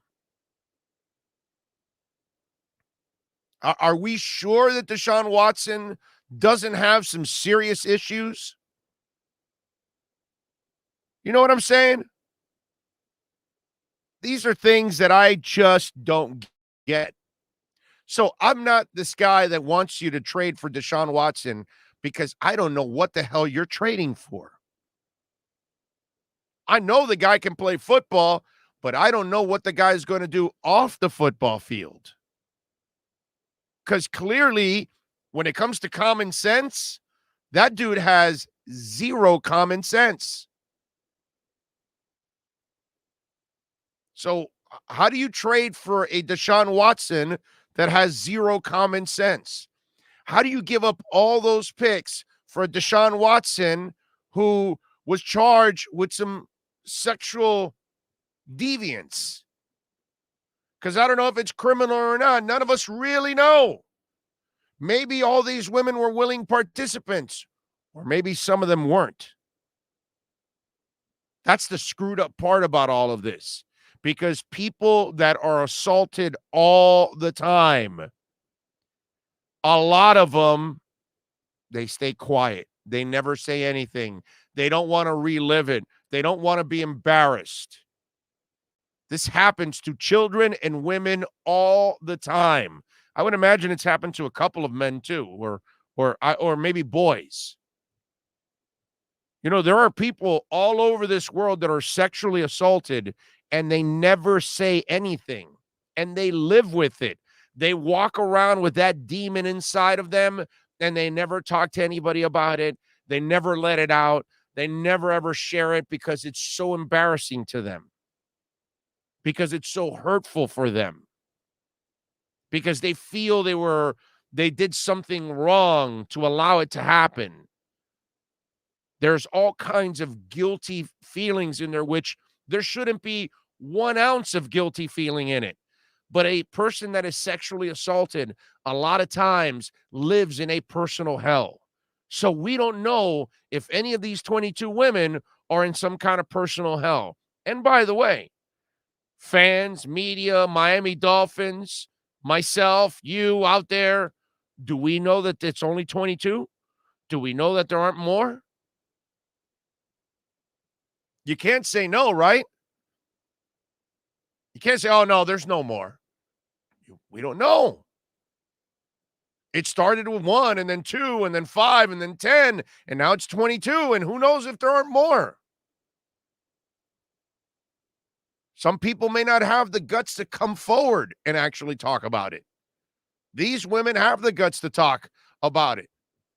And I get it. Because of the world, you think they're either gold digging or you think they're actually telling the truth. I don't know.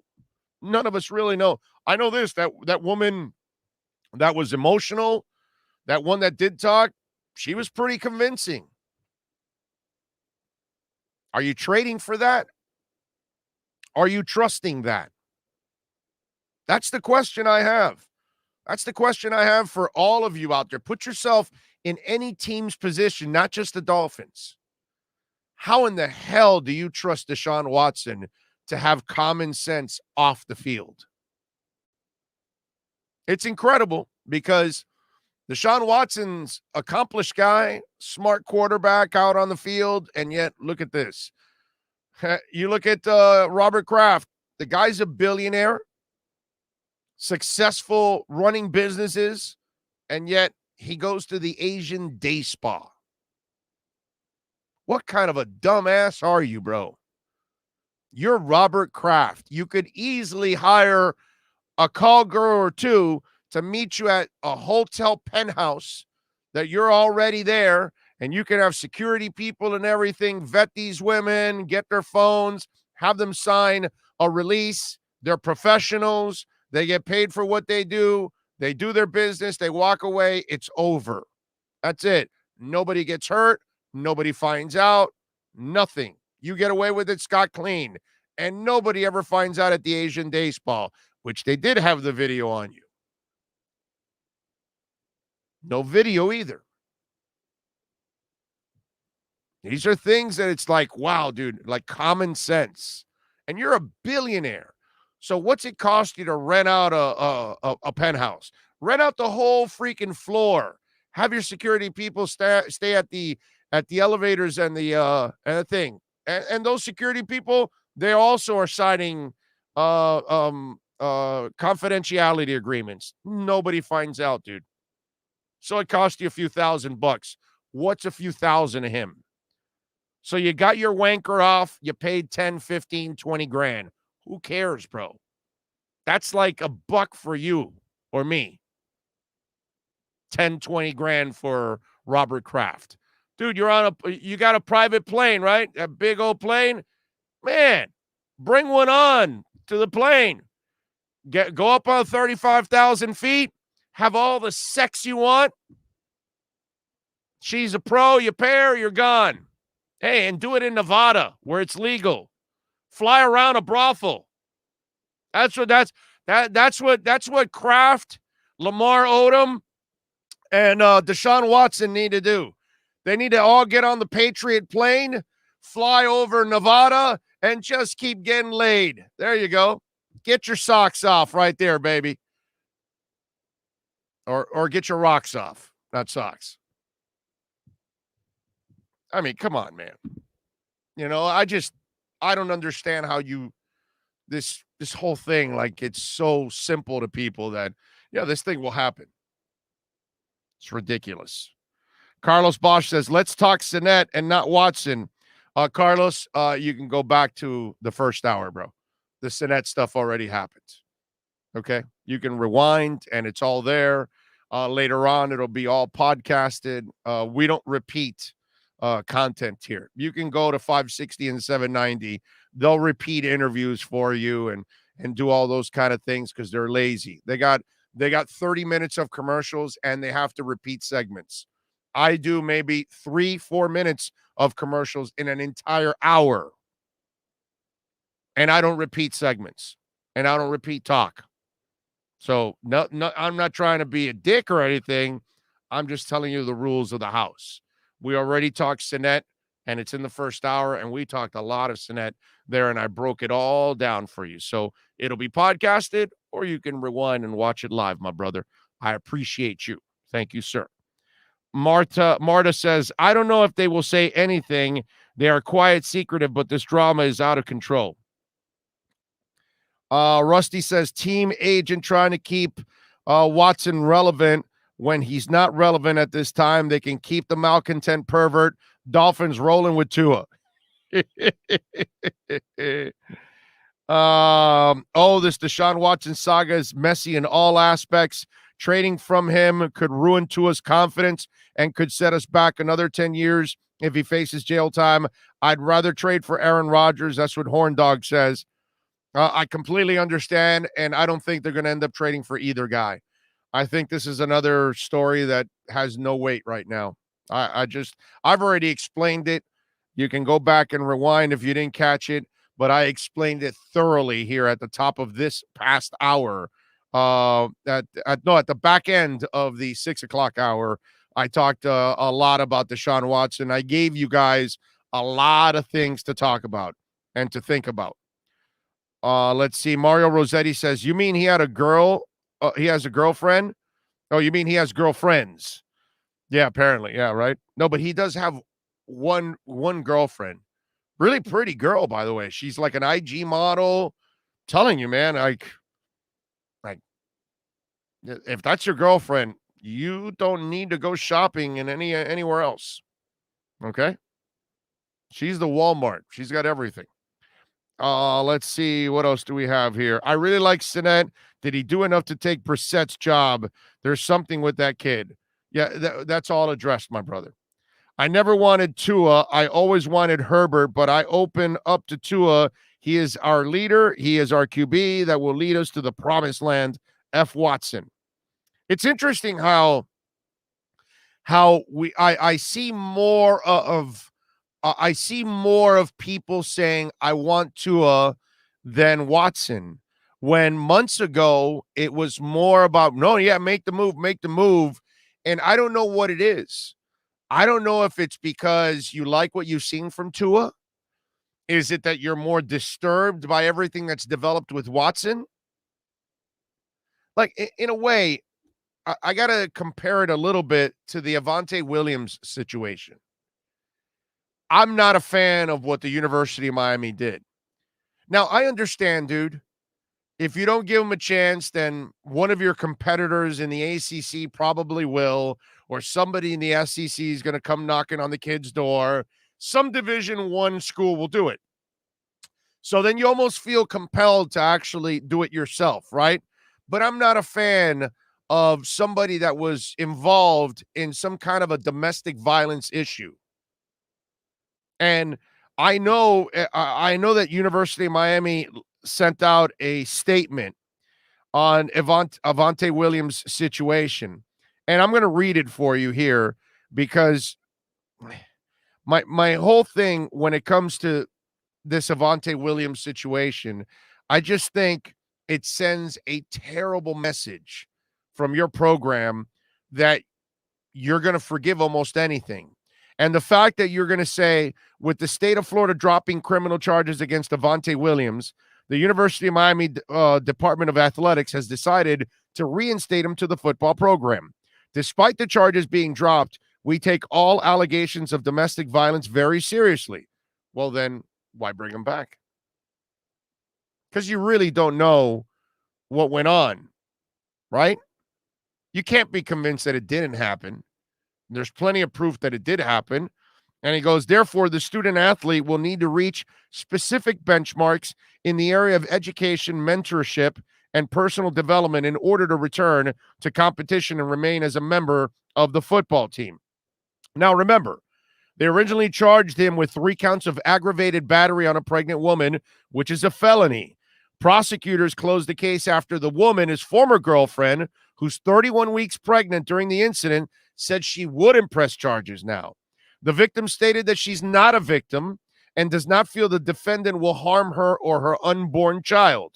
And according to the final memo in the case, the victim advised she was in emotional distress when she spoke to the police, and that the police were trying to make the situation more than what it was. And she claimed that her bruises and injuries from when she moved into her apartment, not from the defendant battering her. And if you believe that, I got a bridge in the Keys that I want to sell you. This is just like Greg Hardy and his victim or his witness disappeared before the trial. So she wasn't there to testify. So they couldn't press charges. I wonder what happened to her. And now this woman doesn't want to press charges anymore, and she's pregnant with his child. I wonder if somebody walked up to her and says, you know, if you press charges on him and he never gets to the NFL, how's he going to pay for your baby?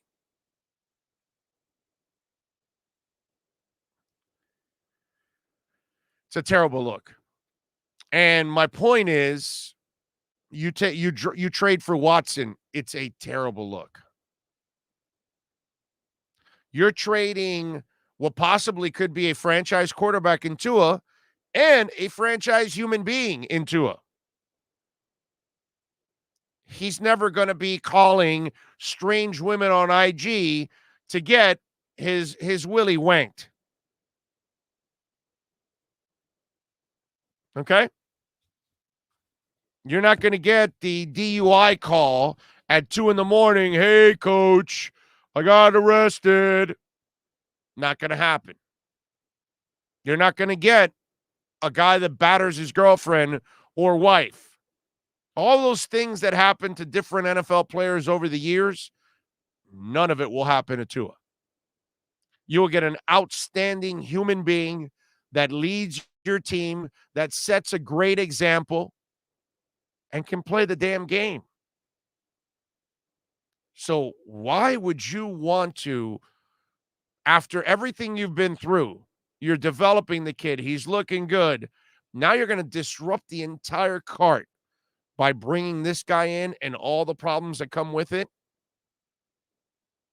Or, of course, as Drew Rosenhaus thinks, magically all the legal issues are gone in the next 2 weeks. I love that. None of this makes any sense whatsoever. It just doesn't. Joe Hamilton says Miami will get him as a free agent if this is the only team that he wants to play for. Let Houston ride it out. Dolphins can sign him to a team-friendly free agent contract. Joe, what life you living in, bro? Houston they're not just going to let him go. They just signed him to a long-term contract.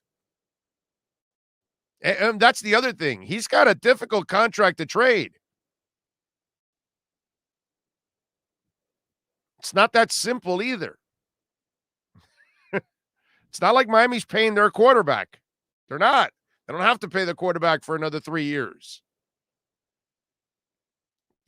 All this is, it just sounds so easy when it's incredibly difficult and there's a ton of hurdles for you to clear before you can do it. Crazy stuff. All right, don't forget you can reach out to us on YouTube there if you're watching. Email bigoradioshow@yahoo.com. Yes, we answer our emails, bigoradioshow@yahoo.com. Twitter, Big O Show. And, of course, you can support our show through Cash App or Venmo. Cash Big O Show. That's Cash Big O Show. And, yes, I'm doing the show earlier than normal. We'll be back tomorrow at 10 a.m., although I'll be in a hotel in Orlando tomorrow at 10 a.m. doing the show. I won't be in studio because, of course, I'm headed to Orlando to go see Primus tonight. So I'm looking forward to that. That's tickets that I've had to this concert for a couple of years now. And I want to make sure I want to enjoy that concert tonight. I'll be double masked, by the way, if you're asking. Yes, I'll be. The concert I went to a week and a half ago or 2 weeks ago was Green Day. And I was double masked in an outdoor concert that was at the stadium. This time we're going to Hard Rock Live in Orlando, so that's indoor, but I will be double masked for this also, okay? And I'm going to go see the Struts on Wednesday at Revolution Live, and I'll be double masked for that one also, okay? There you go. Isai says, I get why everyone is upset, but we can't deny that Watson is one of the best in the league, hands down. And if he didn't have these open cases, we would all be excited to have him. Can't argue with that. But we have the open cases. We have some serious issues to think about.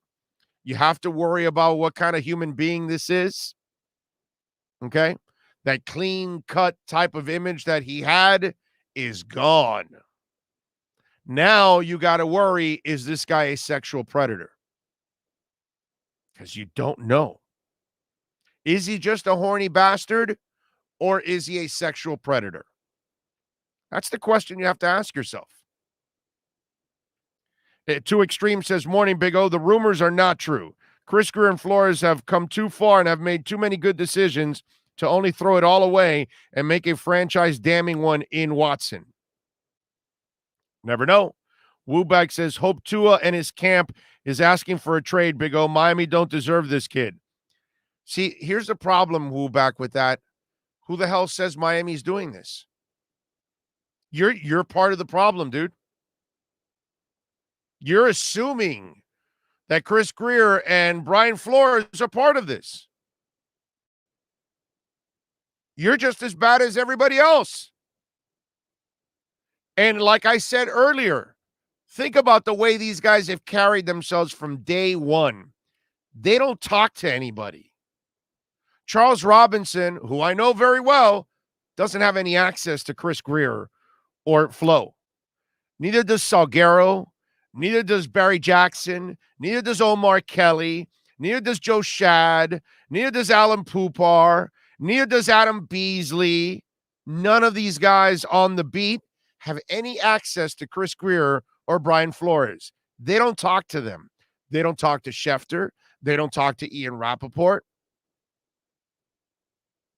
So who the hell tells you it's Miami? How do you know it's not Houston spreading BS saying, yeah, Miami's interested? And maybe Miami did check in a year ago, 9 months ago when this thing first started.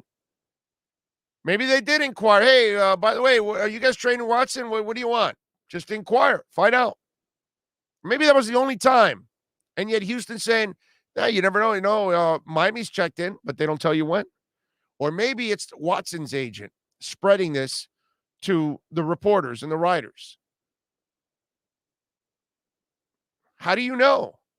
You're assuming Chris Greer and Brian Flores are saying something when the only thing they've shown you is they don't talk to a damn person, dude. They won't even tell you who they're playing in the preseason.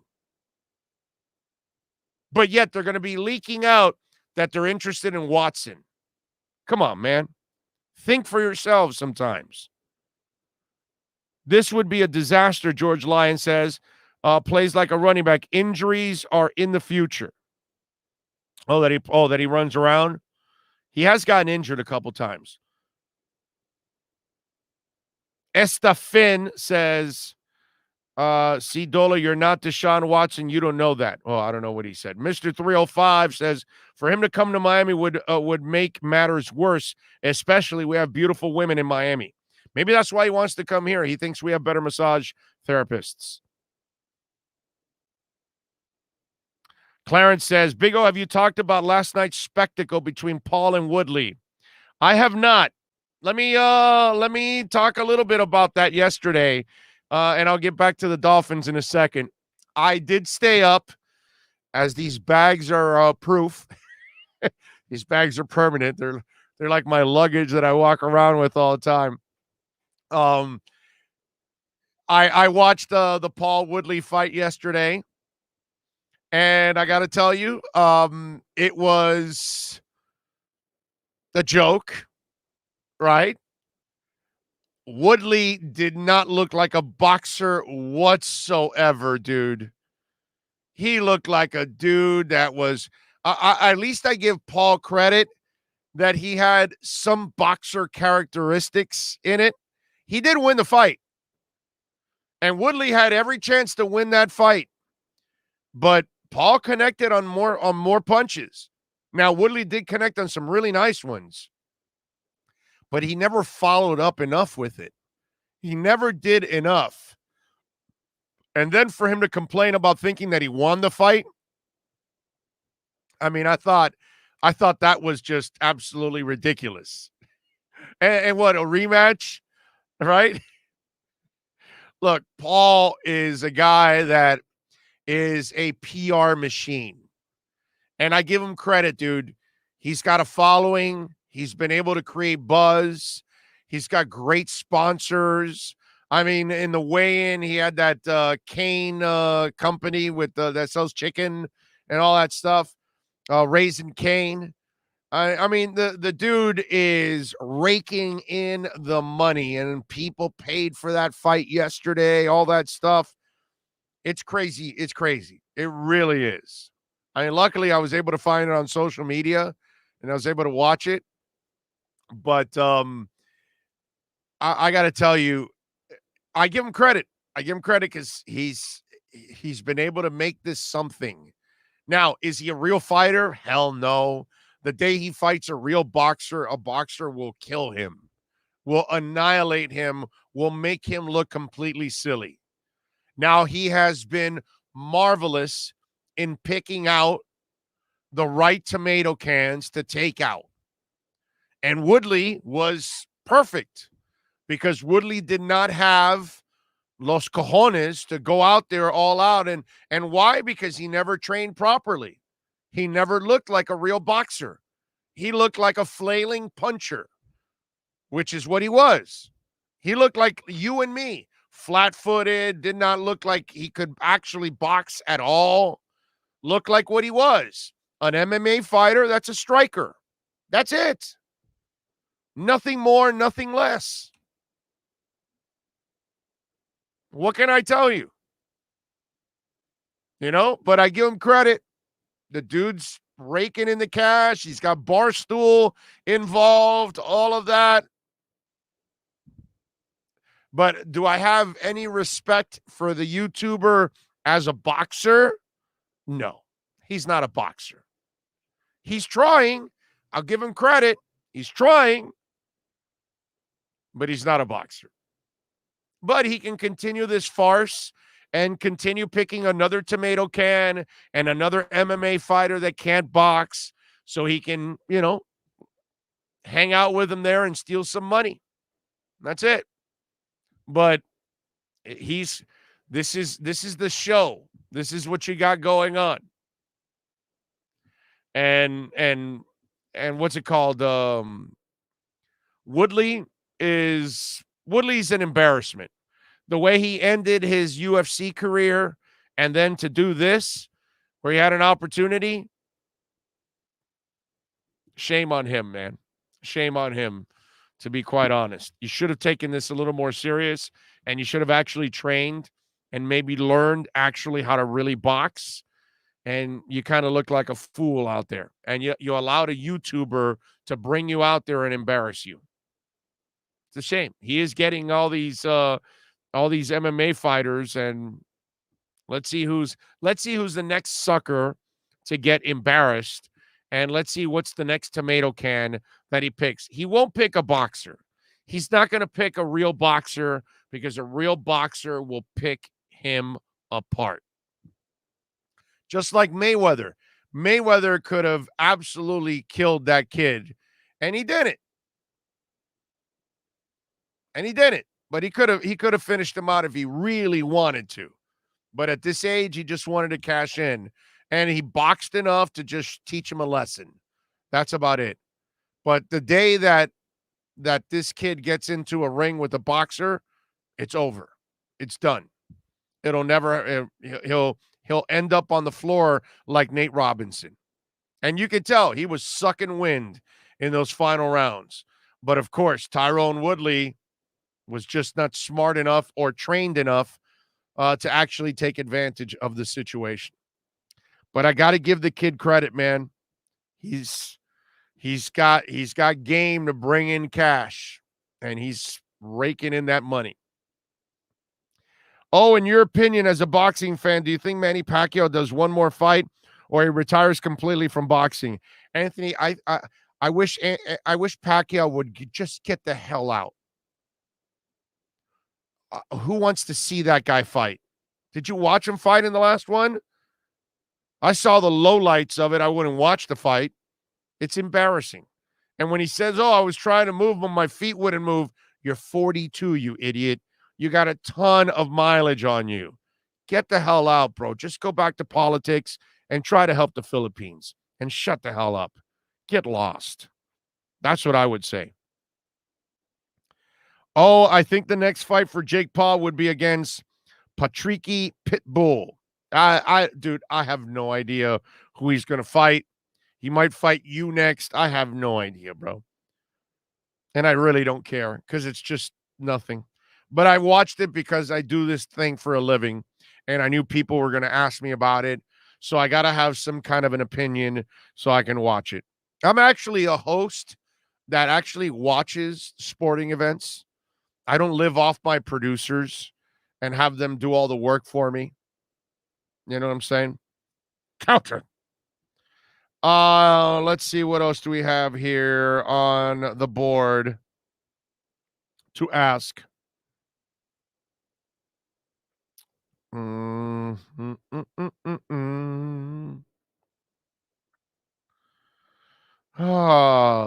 don't see anything. Like Go says, you can draft it, sign it, trade it, just win, baby. That's right. That's right. I don't see any of the Josh Allen kryptonite is Deshaun Watson. Josh Allen kryptonite is a good football team. Just go out and be a better football team than the Bills, and you'll take care of Josh Allen and the Bills. And that's what the Dolphins have to do over the next couple of years. It's not about, one quarterback kryptonite for another. I think Tua can beat the Bills. I'm not putting that past. I think Tua can win a Super Bowl for this team. He just needs the experience. He needs the right people around him, and I think he'll be just fine. I have total confidence in Tua. I'm not one of those people concerned at all about Tua. I'm sorry. I just I'm not in that camp. I think Miami has a franchise quarterback. As I've said 1,000 times, the only thing I'm ever worried about with Tua is injuries because he has an injury history. But outside of that, I'm not worried about anything else with the guy at all. Why would I be? I think he's a player. I really do. And I think when it's all said and done, we're going to have a guy that is going to go to the Ring of Honor and will end up leading this team, I believe, to a Super Bowl. I really do. I'm not lying. I think that's where this kid is going to take this team, is to a Super Bowl. I have all the faith in the world on that. I have all the faith in the world right now in Greer, in Flo, and in Tua. Just like those of you out there that don't believe in Tua and you've been dying to trade him and dying to get rid of him and all that stuff, I'm the opposite. I have all the faith in Tua, and I have developed all the faith in Flo too. I think this is the best coach the Dolphins have had since Don freaking Shula. This guy's better than Jimmy Johnson. This guy understands both sides of the football better than Jimmy Johnson. This guy's more dedicated to this team long-term than Jimmy Johnson ever was. And I love everything about Chris Greer, man. Some guy told me on Twitter yesterday, well, he missed out on igmonogamy. And I'm like, dude, if I felt like making a list of all the positives that Greer has done in 2.5 years compared to the negatives, it would make your tweet look really petty. Because it's more positives than negatives from Greer. And igmonogamy, was he perfect yesterday? Of course not. He made some mistakes, but I also saw him do some good things. I saw him pick up other people's players, tackle them. I saw him on run support. I saw him stop that first down late in the game. Is he perfect? Of course not. But, here's the problem with the igmonogamy story, and some of you don't realize this. He's a receiver that is learning how to play corner. So there is a transition period, and now he's trying to learn corner at the highest level, and he's trying to learn the position and develop the instincts and all of those kind of things. Now, he was a former receiver, so you figure this would be easy for him. It's not easy at all. But for those of you that don't know, Randall L. switched from QB to receiver. Jim Jensen went from quarterback to H-back, tight end, fullback, whatever it is you want to call it. Terrell Pryor went to wide receiver from quarterback. Julian Edelman went from quarterback to wide receiver and kick returner. Richard Sherman went from receiver to corner. J.J. Watt went from tight end to defensive end. Denard Robinson went from QB to running back. Frank Gifford went from wide receiver to running back. So the NFL is littered with players that have switched positions. It is something that can happen, and you can be successful doing it. Now, we have to be patient with Noah Igbenogany. We have to give the young man a little time here to develop. But it's not going to happen in 1 year because his transition is a little harder than the average player going from college to the NFL. It's not only going from college to the NFL, but you're also in the process of learning a brand new position. So everything comes with that. Your habits, your instincts, everything you've got to learn. So this is not going to happen overnight. The good thing for Miami is they actually have two guys that they can count on starting. They've developed a young kid in Nick Needham also. So it might buy the young man a little more time. But you've got to be patient. It just does. None of this happens overnight. I kind of tell people this when it comes to crypto, that I tell them all the time, be patient. Okay? You'll have your ups, your downs, but you got to stay with it because eventually it'll climb. It'll get to the point that you want, and you'll be able to enjoy your profits. But don't panic on a dip. So I would say the same thing with Iggy. All right. Let's start off hour number 3. We're going to do it with the man, the myth, the legend that is Omar Kelly and the EJDconstruction.com Miami Dolphins report. The Big O Radio Show is home for the hardcore Dolphins fan. That's why we give you Omar Kelly twice a week. Buckle up. It's time for the EJDconstruction.com Miami Dolphins report exclusively on the Big O Radio Show. All righty, there he is. Bright and early because he's a papa, so he doesn't sleep anyways. That's the way it is. Good morning, Omar. How are you doing, my friend?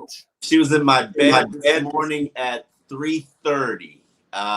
So yeah, I love my little baby girl, but I need her to sleep. Our key for our little girl was we would keep her up at night. Yeah.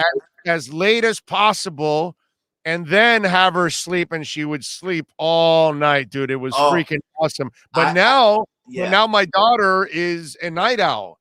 So she's, you know what I mean? And we tell her all the time, that's our fault. We kept you up while you were young. Yeah. Unfortunately, my daughter will conk out at like 7 o'clock. You can't keep her up. 7 o'clock, 7:30. If she's up till 8, you can forget about it. She's gonna sleep all night, but she's an early to bed girl. Okay, all right. When they tell you that the third preseason game or fourth preseason game is boring, it doesn't matter, it doesn't mean anything. Yesterday, I gotta say, Omar, it was one of the most entertaining preseason games I've ever watched. It was fun to watch. It was fun. And it was meaningful because there were a couple guys that now all of a sudden, Flo goes back to the meetings with the coaches and goes, son of a bitch, now I got a tough decision to make. And, Not based off one game. I have a hard time even reading. Wait a minute. Wait a minute. Let me start with one.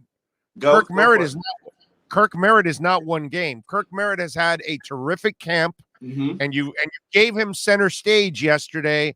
And the sumbitch says, I'm here to stay. And you and I have been having this discussion with everybody else about, I told you Jakeem is more valuable than Albert Wilson, that I'd be trading Albert Wilson. Now I'm going to tell you that Kirk merits more space on the 53-man roster than Albert freaking Wilson. He's a two-way player, kid's tough, breaks tackles, keeps balance. makes plays, can get behind defenses. I'd rather build the future with Kirk Merritt than just deal with the present and an often injured Albert Wilson.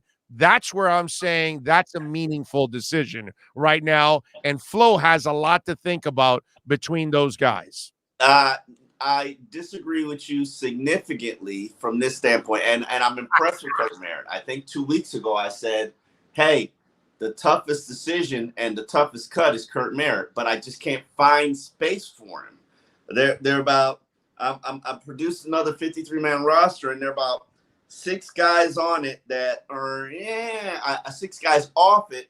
Kirk Merritt is one of them that I feel like, hey, maybe they're going to get claimed. Oh well, if they get claimed, you can't stash them. You can't stash them, right? Those days are done. Honestly, I don't care. I've done a history, a look deep dive, and so has Alan Papard, at the guys that the Dolphins have released in these tough decisions at training camp. None of them matter. None of them are of substance. And we can sit here and talk about, the great Kirk Merritt and his great performance at the end of the training camp. Truth be told, he's not going to become Nick Needham. You understand what I'm saying? I don't know what he's going to become, but I'm intrigued by what he could become. It's funny that you say you have this disrespect for Albert Wilson when I tell you the week that Albert Wilson had was better than any Dolphin that I've ever seen in 14 years. But that's exceeding the Brandon Marshall performance, exceeding when Xavier Howard broke Devontae Parker. Like, Albert Wilson was that dominant. Like, but you're talking about 2 established players playing well in training camp. Albert Wilson has never done anything in the NFL. He has seven. No. In 2018, Albert Wilson led the NFL in yards after the catch. He has over 700 yards in 2 years with the Dolphins. He's never scored over 4 touchdowns in a season. He's 29 years old, and he's been often injured the last 2 years. And because he ran around well in 10 days in shorts, and he's still injured right now, you want to rely on your team. You want to rely on an unreliable guy. So you want to add another often injured guy to Will Fuller, to Devontae Parker, to a foot guy in Jalen Waddle, and Preston Williams. So then let's add Albert Wilson. I didn't make that injury-depleted receiver unit. Chris Merritt did. But that's what I'm saying. By adding Albert Wilson, you're adding another guy you can't rely on. Albert Wilson, I'm doing my superlatives for training camp right now for what we've seen. Top performer, no question, Albert Wilson. Like, for a week. Tell me, and Tua, to be honest with you, hasn't done anything since Albert Wilson. So, all those deep bombs that you used to see. What do you mean? In the last game, what are you talking about? He hit Gesicki deep. Yeah, that was, trust me, as good as you thought he played. And he also played in the exhibition hit Adam Shaheen too, right? Didn't he hit Adam Shaheen on the left side? As good as you thought he played in the exhibition season, trust me, with Albert Wilson, he looked phenomenal. He was unstoppable. And I could tell you, never seen anybody like it. Never seen anybody. Shorts. That wasn't even a real game. It happened, Big O. Listen, we sit here and we hash up practice. I tell you, what I see in practice generally translates to games, and I don't know where Albert Wilson is from a health standpoint. Oh, okay. So his injuries from practice will translate to games. Okay, yes, absolutely. No, we got to put the injury stuff to the side because we can't. You're putting now tape on for Jakeem Grant, who has never finished an NFL season. You're putting tape on for Jakeem Grant, who has never been the greatest returner. What? He's still the greatest returner in Dolphin history, said by you, by the way. Yeah, statistically, he's the greatest returner. Listen, Jakeem is here. If he doesn't get traded this week, he's gonna be here. Let's not do that. But Jakeem cannot hold Albert Wilson's jockstrap. Does not even come close. As a receiver, of course. I mean, that's automatic. And right now, Albert Wilson is my starter. Will Fuller is not. And that's that. I haven't seen Will Fuller catch a single pass of relevance. I know. You know that, and I know it, but who's more accomplished and who's the guy you're going to put out there? It's going to be Will Fuller. And if he's healthy, it's Will Fuller. That's the guy you put out there. That's the guy that started with Deshaun Watson, and he's caught a whole bunch of bombs from Deshaun Watson. He's actually more accomplished. I disagree with you from this standpoint. If everybody is healthy, and this is a fantasy world because we're talking about an entire injury-riddled receiving corps. But if everybody is healthy, Waddle, Albert Wilson, and probably Devontae Parker are my starters. Okay, but Will Fuller's going to be your starter, Jalen Waddle's going to be your starter, and Parker's going to be your starter. Those are going to be your three starters. We'll see. I don't know that because I haven't seen Will Fuller do anything. Not a thing. Not a single thing. Like, he did run on the side, right, for you guys when in practice. He did do some individual stuff, so he did show that he could run. I've seen him ride an exercise bike. I haven't seen. Yeah, I think they're slow walking this. Huh? Will Fuller's not a guy that needs to really prove anything right now. He just needs to get healthy. He needs to prove stuff to me. He hasn't worked with Tua. He doesn't have chemistry. He hasn't worked in the offense. That's neither here nor there. Doesn't matter. That doesn't matter. He's proven already in the NFL. Now, I haven't seen him. You want me to pull up his stats? I know what his stats are. So is Devontae Parker. So is I'm not exactly. What I'm those guys are more established than Albert Wilson, actually. There is a process where you have to understand the offense in order to be able to execute it, in order to be able to make the right plays, in order to be able to be a comfort for Tua. And I can tell you, Will Fuller ain't there yet. Not even close. And I know based on what I've seen, based on the fact that I know Albert Wilson's worked with Tua all off season, there's a chemistry there. There's a chemistry. There's a trust there. That's who I'm leaning on, not Will Fuller right now. And Will Fuller isn't even going to be healthy. Isn't going to be cleared for the first game. So, that's suspicious. Yeah. I'm not sitting here banking Tua's future on Will Fuller. I just am not. Well, like we talked before, and it was what it was that I told you they were slow walking these guys, and Parker and Waddle were able to practice. Preston? They were able to practice. I think they're doing the same thing with Will Fuller because he has a history of hamstrings and those kind of things. I think they're preparing those guys to start the season and get them healthy. Obviously, for Fuller, it's week 2. The other guys, it's for week 1. So you still think Kirk Merritt gets cut when it's all said and done? Yes. Okay. And go ahead. Listen, there are going to be about 20 more talented receivers waived this week. I'm not stressing about Kirk Merritt. I'm just not. Well, if it's an older receiver, I don't stress so much. But a young guy that you invested in, maybe there's something to build on. I like what I saw from. I like what I saw, but history. I'm talking 14 years of studying the waivers cuts. These aren't tough decisions. And don't second guess it. Don't stress it. You'll get another chance at Kirk Merritt. Trust me. All right, Reed Cenet. I know he was playing third teamers. You don't teach really the pocket awareness. You don't teach the savvy of breaking away from that pocket. My man was rolling out and just go. You it's don't like teach how to play with Larnell Coleman. Yes, you can't teach. Yeah, that too. That dude dodged a couple of bullets back there a couple of times and was able to get out a pass. Yeah, Larnell Coleman was a problem.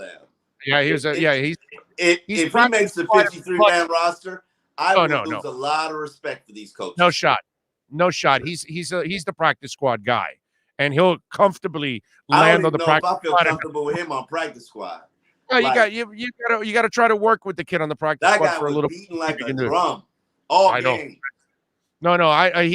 He should go to Spain and become a matador because it was really that's his future right now is as a matador. But anyway, Reed Cenet. I know he's playing third teamers, but he has a lot of characteristics that I like about Josh him. Rosen. What was the name of the slapdick that Gase would bring back every year? What's his name? David Fales. Fails forward fast, and then there was another guy too. Brad normally Doherty or something like that. Dowdy, yeah.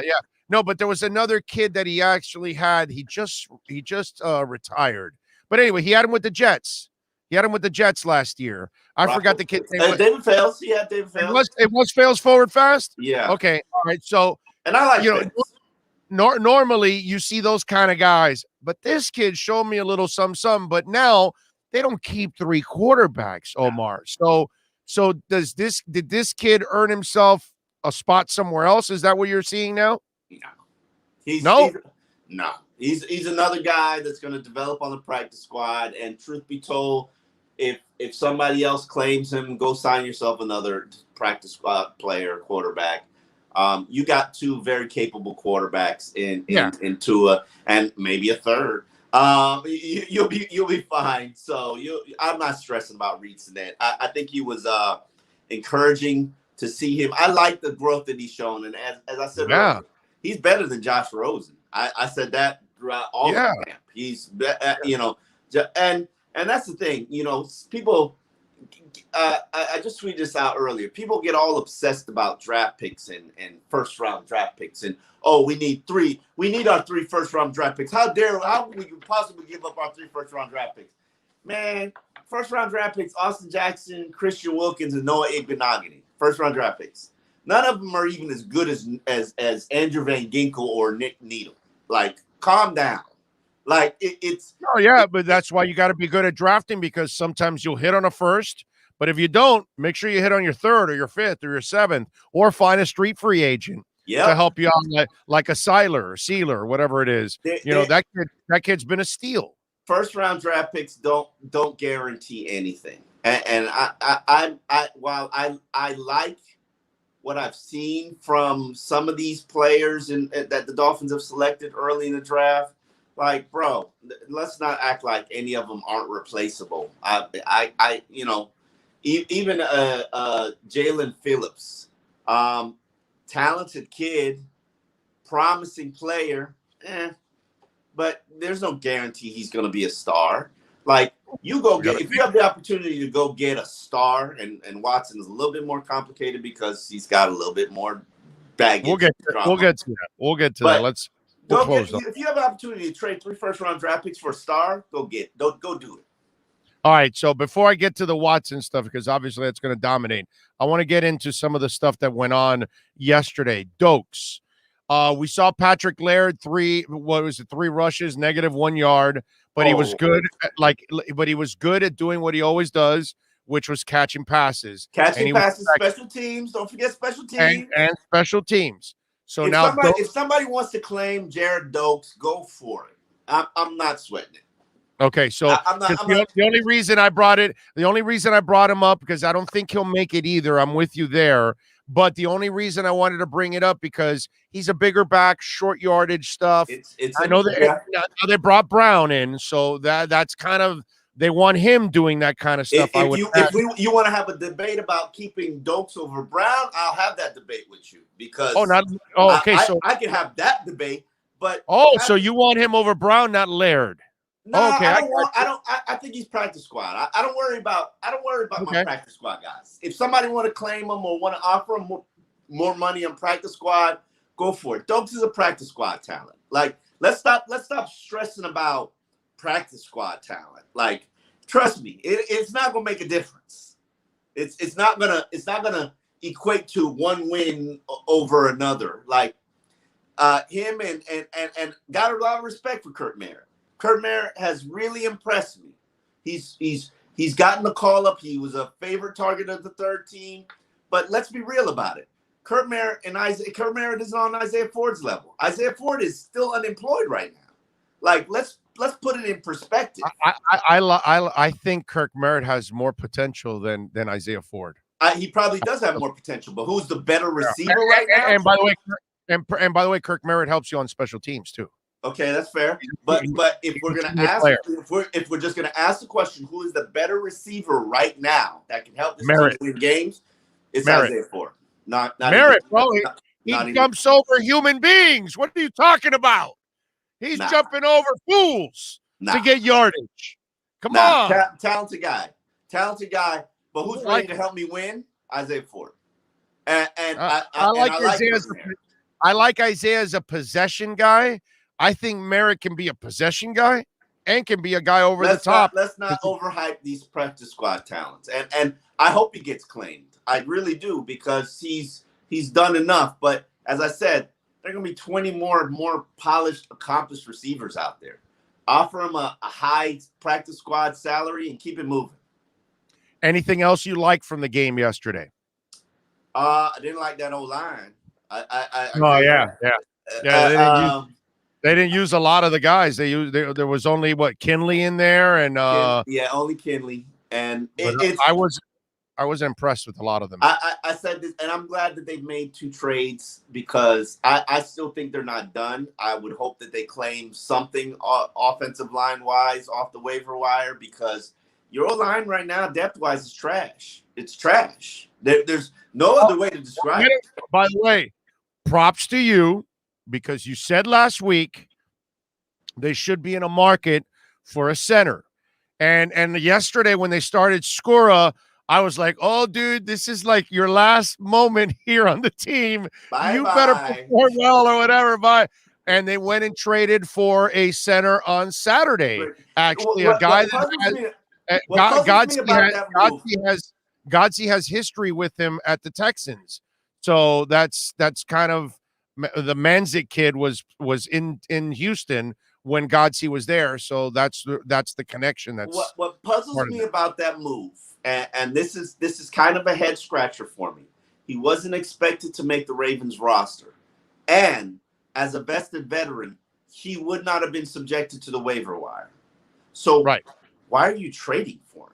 Because then you're battling somebody else for his services, or he might have want to go somewhere else. So you give up a nothing pick late in the draft for him. That I understand that. There might be a guy that you're going to release here from Miami, and Albert Wilson, and so then you trade him to somebody over there somewhere else, and you get a pick. Your disrespect level for Albert Wilson. You're going to cut Albert Wilson. Wilson is the biggest playmaking producer. Merritt.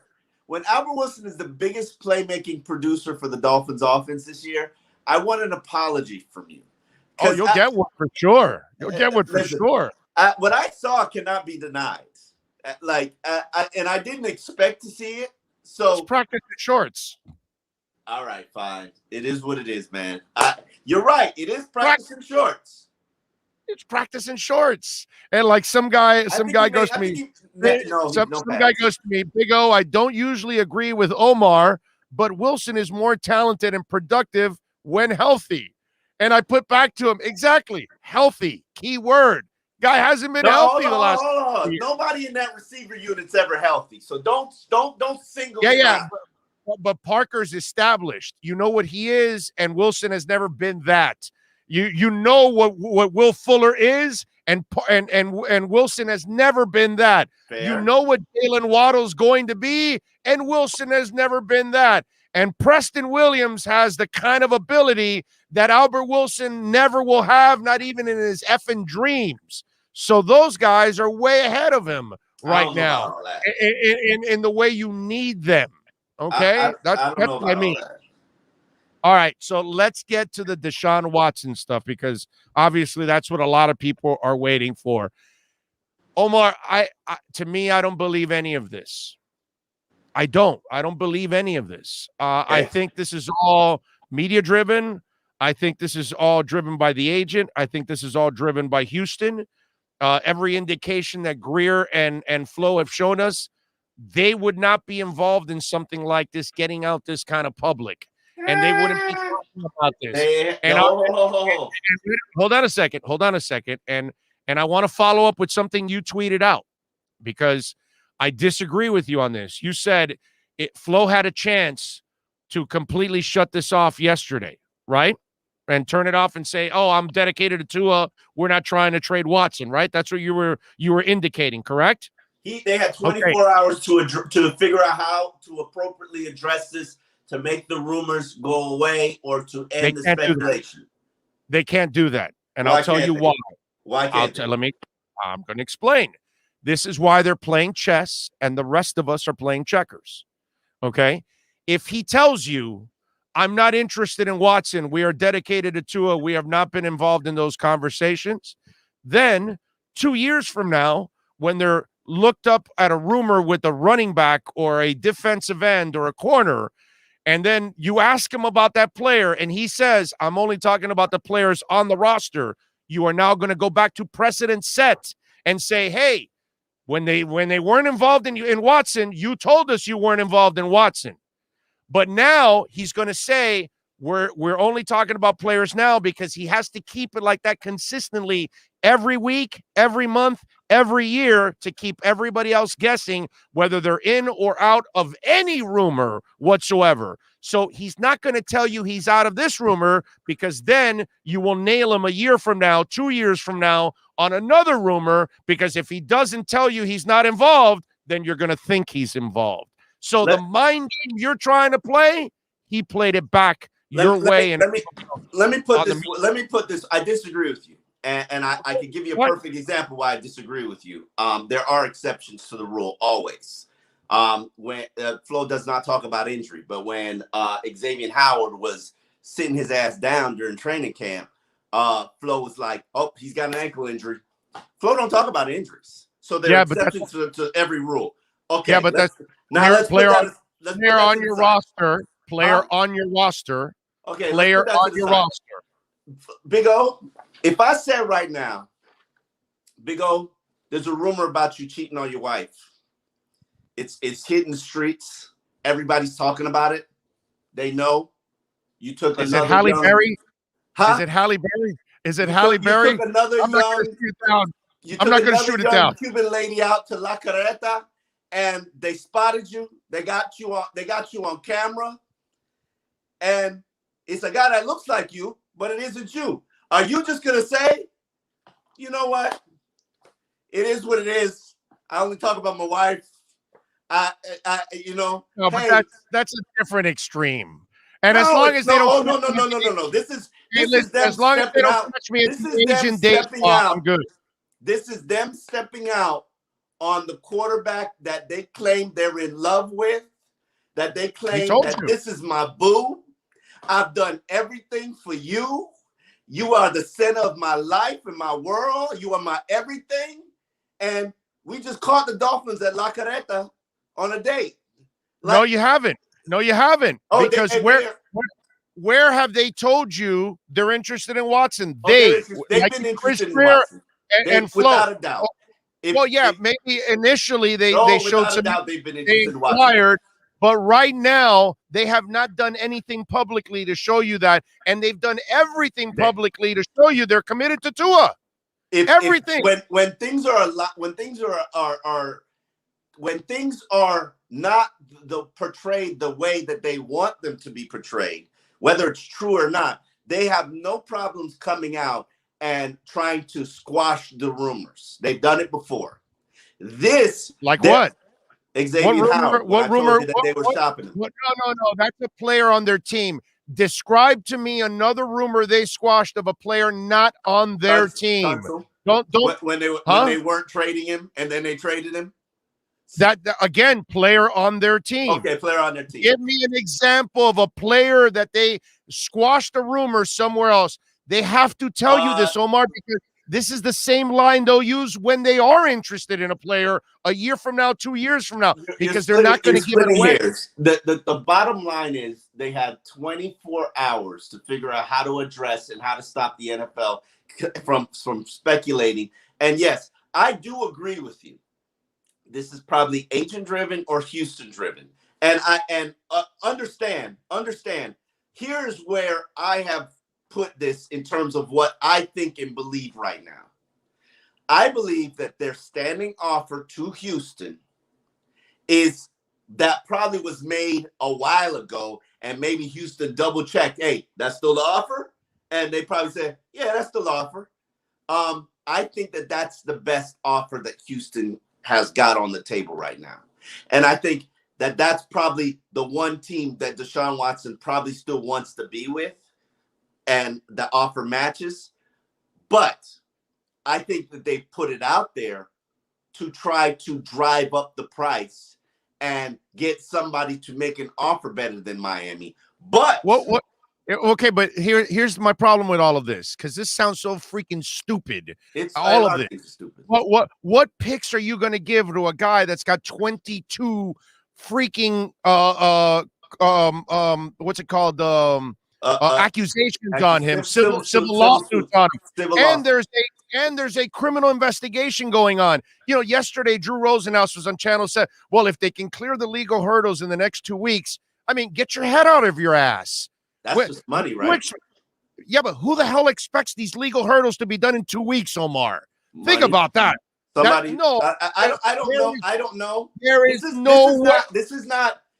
I will bet any money with anybody. I will be so glad to take your money. Please bet me that this is not over in 2 weeks, because I will bet you that this thing is going to drag on for way more months. There is no way you're coming to agreement with these 22 women and like Drew Rosenhaus or my man Charles Robinson that I know very well, or any of these people that are reporting this, Pro Football Talk or Adam Beasley that's been at this bullshit the entire time. None of them know exactly what's going on with the legal issues. They don't know what the DA is thinking. They don't know what the investigation's going on. They don't know about what's going on with Harden and the 22 lawsuits. That's a bunch of BS, dude. This is media throwing crap against the wall, hoping it sticks, because in the next 2 weeks, those legal issues are not going to be fixed. And in the next 2 weeks, here's the other one, Omar. Oh, the trade for contingencies. So you're going to trade a sexual predator, and you're going to have contingencies just in case he's found guilty. Oh, no, you're going to have to give me this pick back. That you think the NFL is going to allow that circus to go on, and Flo and Chris Greer are going to take on all those questions and the players talking about Watson? No. Yes. No. Yes. No. Yes. No. Because if you didn't and you had the opportunity to squash it, you should have taken it. Because just like you're saying right now, you're talking about a sexual predator. You're talking about a guy who's being investigated. If you don't want to be involved in the conversation or don't want to be the lead horse in the conversation, you squash it. You chose not to. No, because you cannot squash it because of everything else that will come after. All that weak ass precedents you trying to put out there. Because none of them have to do with sexual predator. Big O, will use it against it. They're interested. They're considering it. Whether you want to swallow it, digest it or not, I knew before the sexual stuff, they wanted Deshaun Watson. Okay, before I understand, but I don't think and now, for whatever reason, and I don't know what the reason is, they're all of a sudden willing to entertain this because they're entertaining it, Big O. They are entertaining it. I don't know what the price is. I don't know what the contingencies are, but it's possible. The whole league is talking about it because it's possible. It's not a bullshit report. It's not a and they had their chance to end it, and they chose not to for whatever reason. I think in 2 weeks, when the season kicks off and the legal issues are still going on, a couple months from now, they'll come up with another report. Every one of these reports has failed. Every single one of them. I don't think that these things are going to be resolved in the next 2 weeks? Come on, man. I don't know. Here's my thing. I think, and I don't think it's the right move for this organization. I don't think it's the right thing to do, because I'm curious what happens with Tua this season. I'm a believer in Tua. I believe in 3 years, Tua can get to the level where Deshaun Watson is. But if you're just a football person and you're saying to yourself, man, let's put all the sexual assault stuff to the side, even though it's real hard to put that stuff to the side. But if you're a football person, you're saying, man, I could get a top 20 player in this league, an upper echelon quarterback under contract for 3 first-round picks and some change.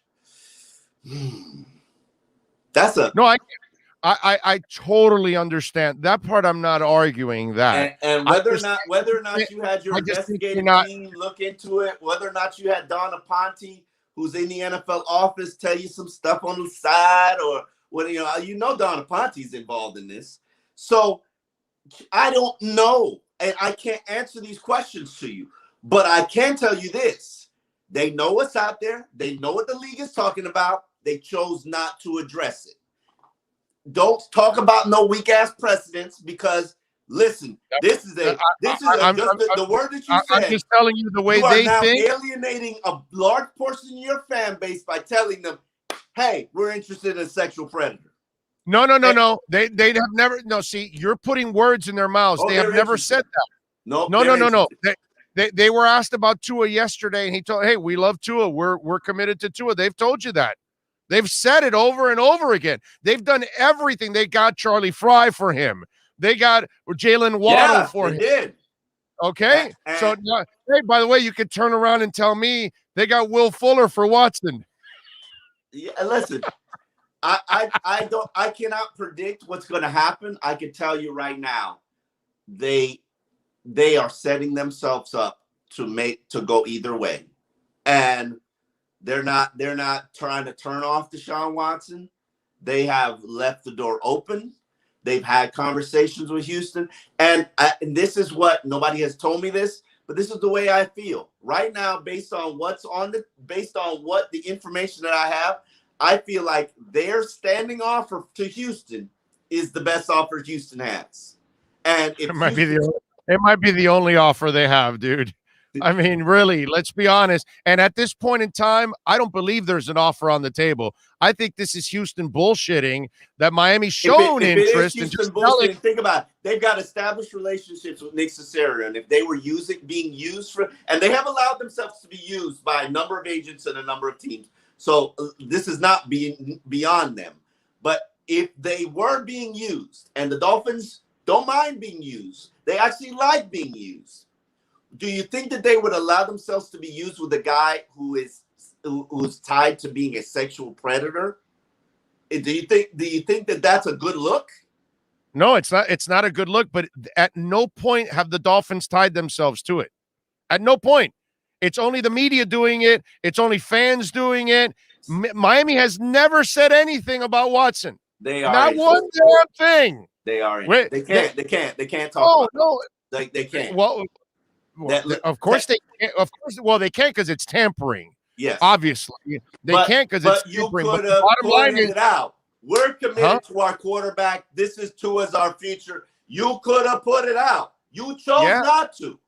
Exactly. But I gave you the perfect reason why you don't want to believe it. This is the moment you don't want to believe it because you know it's a precedent. You would then turn around and use it against them. This is the moment. This is the moment and opportunity where the Jason Jenkins and the Ann Nolans of the world sit up with head coach and they say, "This is what you say.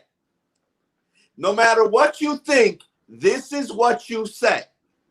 If what he said on Saturday was that "this is what you say" speech, you're interested in Deshaun Watson. And hey, if this happens, you're convicted about it. This is a conviction, right? If this happens, this is a conviction. Yeah, no. If it happens, you are 1,000% right. But again, there isn't enough substance here to believe it's going to happen. One, you're not going through the legal hurdle. The whole league doesn't talk about something. This is the rumor circuit right now because teams are talking to each other, trying to find players to claim and waive and trade for. So this is like before the draft. This is the period where the rumors start circulating. This is the third or fourth time the Watson rumor comes up and nothing happens. They don't do nothing about it when it comes up because they're interested. Well, they are. But they are interested. They were interested. They cooled a little bit when the sexual assault came, and for whatever reason, they're back. And And so far it hasn't been them that they have never mentioned anything. It's been everybody on the periphery mentioning it. And the same way they're attacking the Watson thing, a year from now, 3 years from now, when they're linked to another rumor, they will attack it the same way. They say, hey, we're only going to talk about players here, and you're going to be frustrated. But guess what? The precedent had already been set. These guys don't even want to tell you about what they're playing in the preseason. They don't even want to tell you when it's the dress rehearsal. Listen, I mean, when it protects the product, protocol changes. It has all the. This has had to have gone to Steve Ross level, and if it wasn't true, it would have been put out. If it was, I tell you this as somebody who does this, and I know you do it too. But this is to Steve Ross's level, and if it wasn't true, it would have been put out. They let the fire keep burning, baby, and there's a reason. I already, you have your reason, I have mine, because I'm thinking like they think, because if they got 24 hours to put the fire out, and all they did was throw more logs on the flame, Big O, trust me, they told you they were by accident. So you completely go over the fact that they told you they love Tua and they're committed to Tua and he's done good things. Hey, and listen, the way let's just gloss over the fact that they're committed to Tua. Let's just gloss over the fact that they brought in a quarterbacks coach just for him. Let's gloss over the fact that they drafted Jalen Waddle for him. Let me ask you a question. That are quick switch players that will help him. Let's gloss over all of that. Let me ask you an important question. Did Flo fire his best friend? His best friend? Yeah. What do you mean? Well, he let one of his best friends leave to go to another job, and he fired the other. Right, yeah. Listen, this man is heartless. That's how you're supposed to be in this league. Okay, that's how you win. Why do you? How you win? I'm a believer in Tua. I think that they believe in Tua, but they don't give a shit. But I didn't see him profess his love for his best friend like he has for Tua. Listen, he hasn't professed his love. He's saying his praises, and Tua's done well. But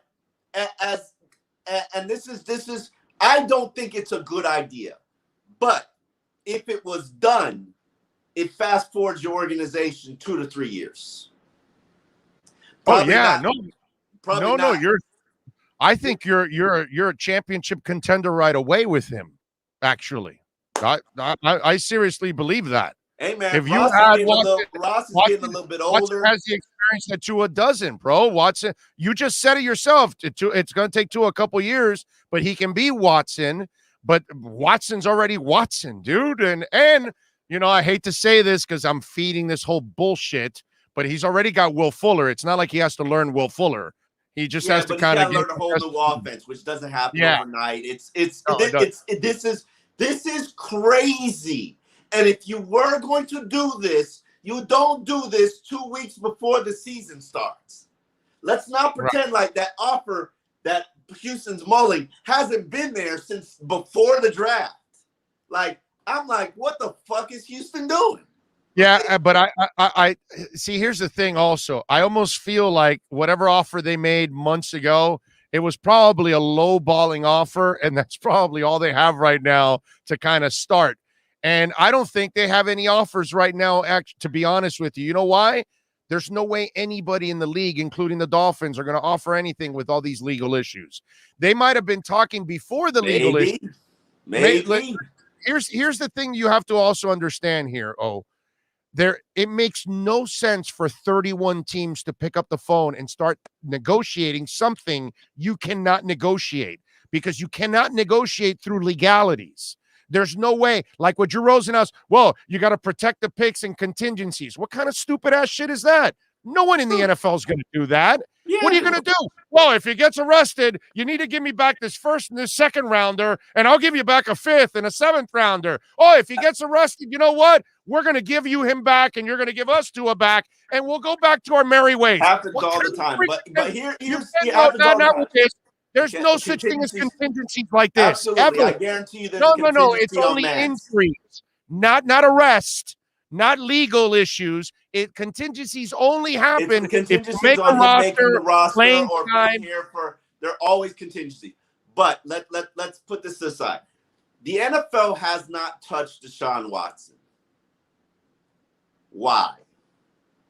Well, because the there NFL has hasn't not put him on the suspended list. because it's been civil. It has not been legal. So if it has been civil, wait a minute, hold on, let me finish. If the criminal investigation leads to criminal charges, the NFL will then press. But because it's civil, and civil's he said, she said, he said, whatever the hell it is, in and that what's combination never gets past civil.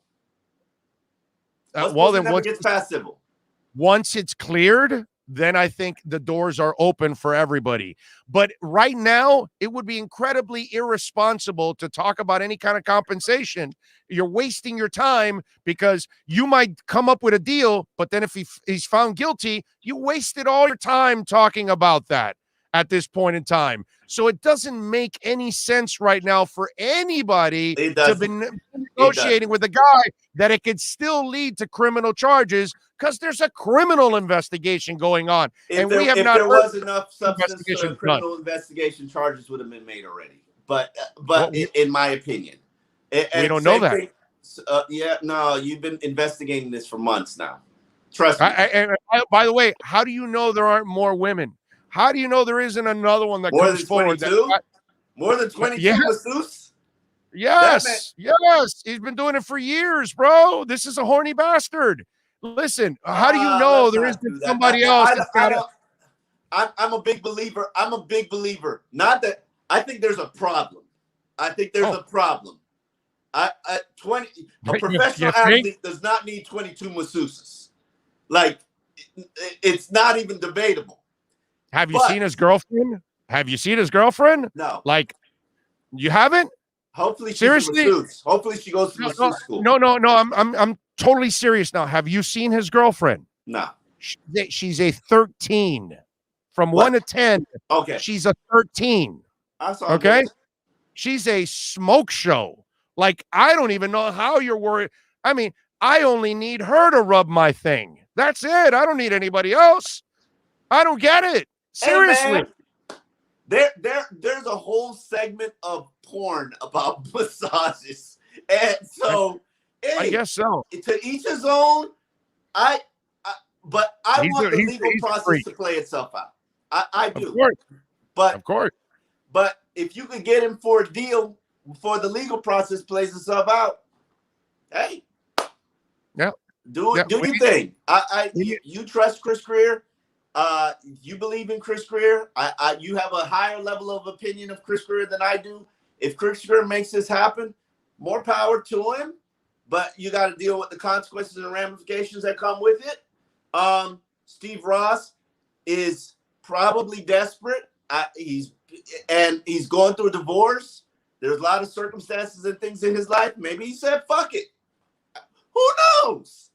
Maybe Steve Ross and Watson use the same massage therapy. Don't put that out there. That's not. He's not the Patriots. That's just not right. No, but I got to tell you this. This is the other thing. Chris Greer and Flo, they don't look like me, like dudes that want to deal with this kind of stuff. If they did want to deal with it, they could have squashed it yesterday, but they didn't.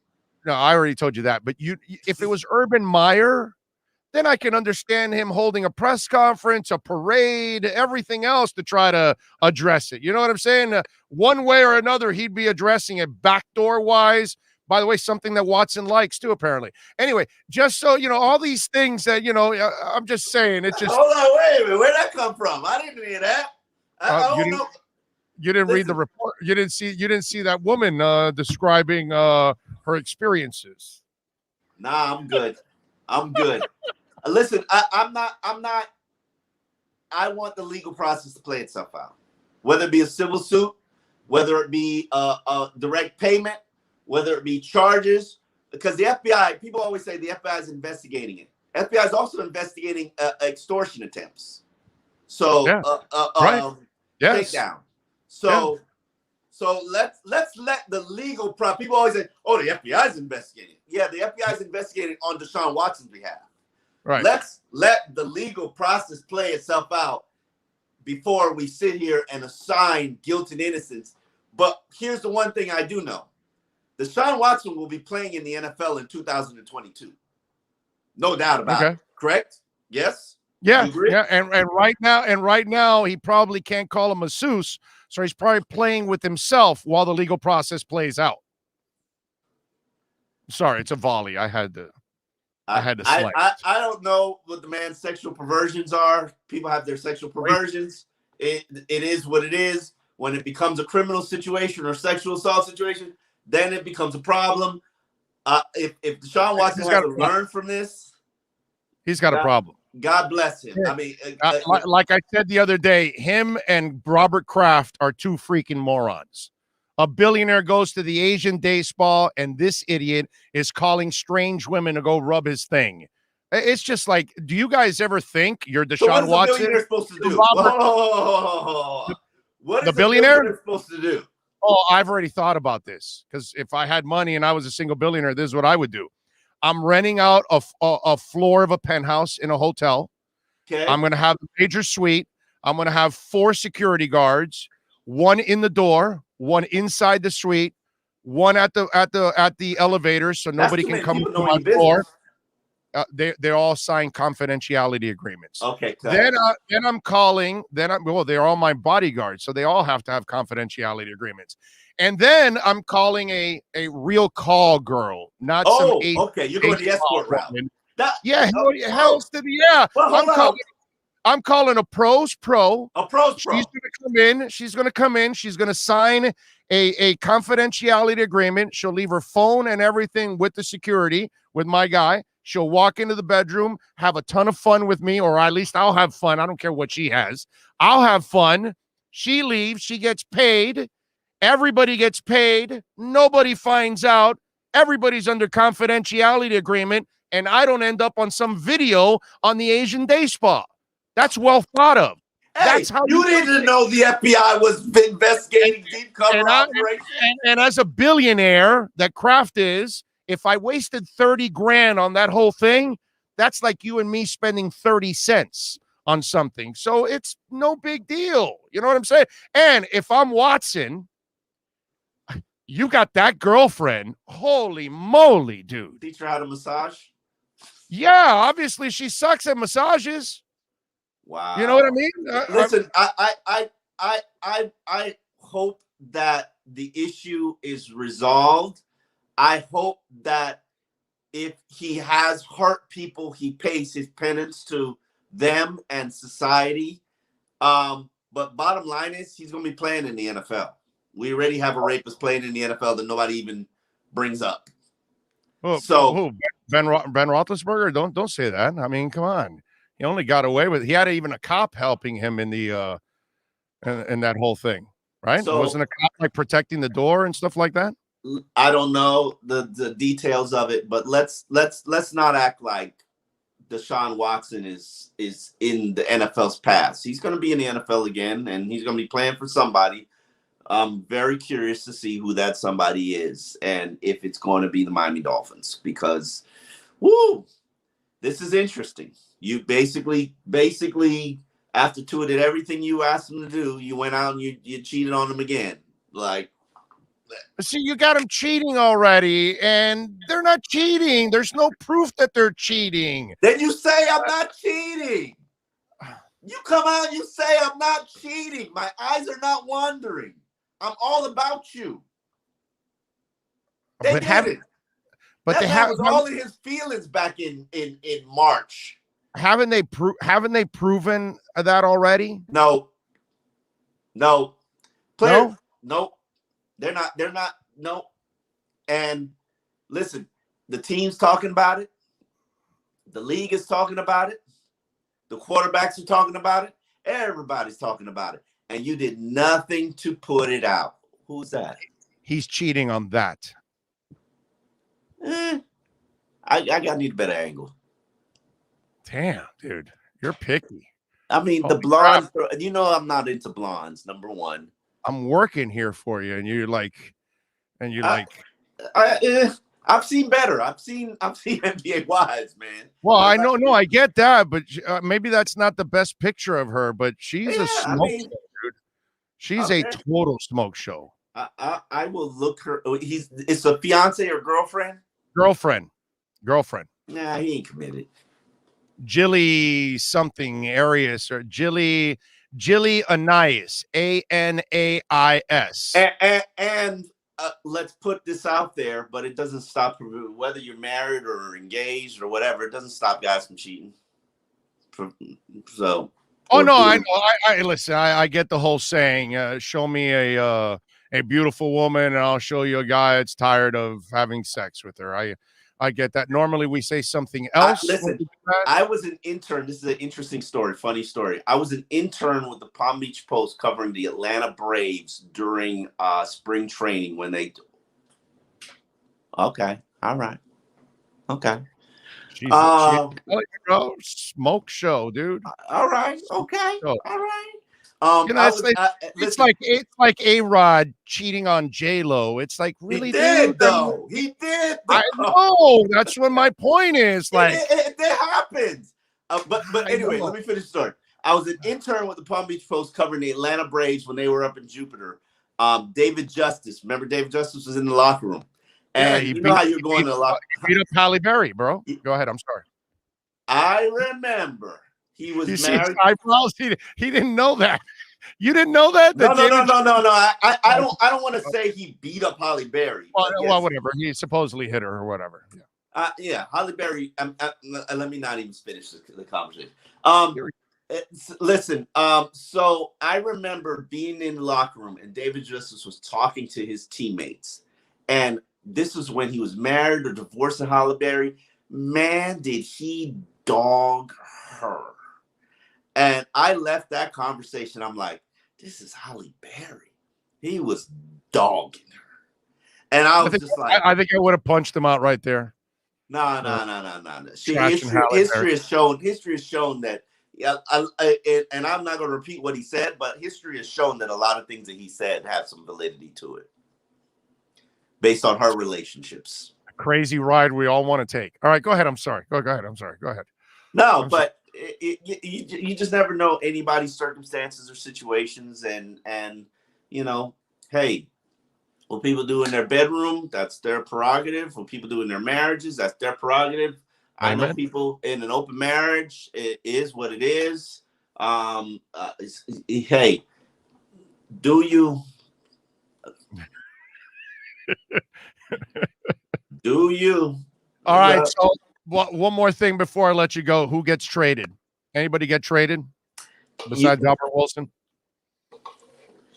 The person who was going to get traded, I don't think is going to get traded because he would have been traded by now. So who was that? Think, it's a little tiny receiver. But I don't think anybody gets traded. All right. And by the way, you should call him a tiny returner, right? Because he really hasn't earned the right to be called tiny receiver, right? You said it, I didn't.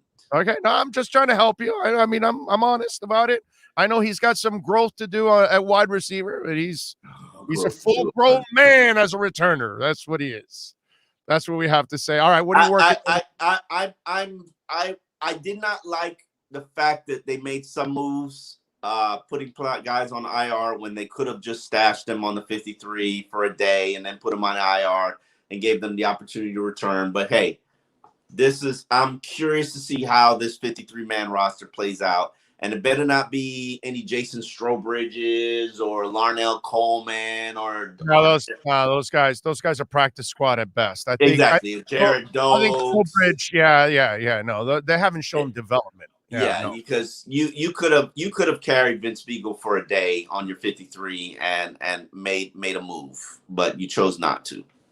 So hey, I'm curious. It's always 53 never is how you expect it to be, and let's hope that they claim at least 2 players because this roster is not very complete. And I don't think it's very deep from a linebacker standpoint or edge player standpoint. Edge is my biggest concern. I'm with you. All right, great stuff as always. Follow him on Twitter at Omar Kelly, and of course, catch his exceptional work there at the South Florida Sun Sentinel.com. As always, Thank you for taking some time, man. You're a stud. Appreciate you. Appreciate you. You've been listening to the EJDconstruction.com Miami Dolphins Report with Omar Kelly. For additions, home remodeling, or custom work, call Eric at 305-433-4843. EJDconstruction.com is the custom home builder and general contractor you can trust. 305-433-4843. Alrighty. We love Omar. Thank you for joining, and great conversation as always. I don't think you'll get, that was a whole hour. That was a whole effing hour. Where are you going to get that? On 560 or 790 or 640 or 940? Any of these crappy broken down sports stations that they got. You're not going to get that. You're going to have a half hour of commercials inside that hour. Did you get that here? No.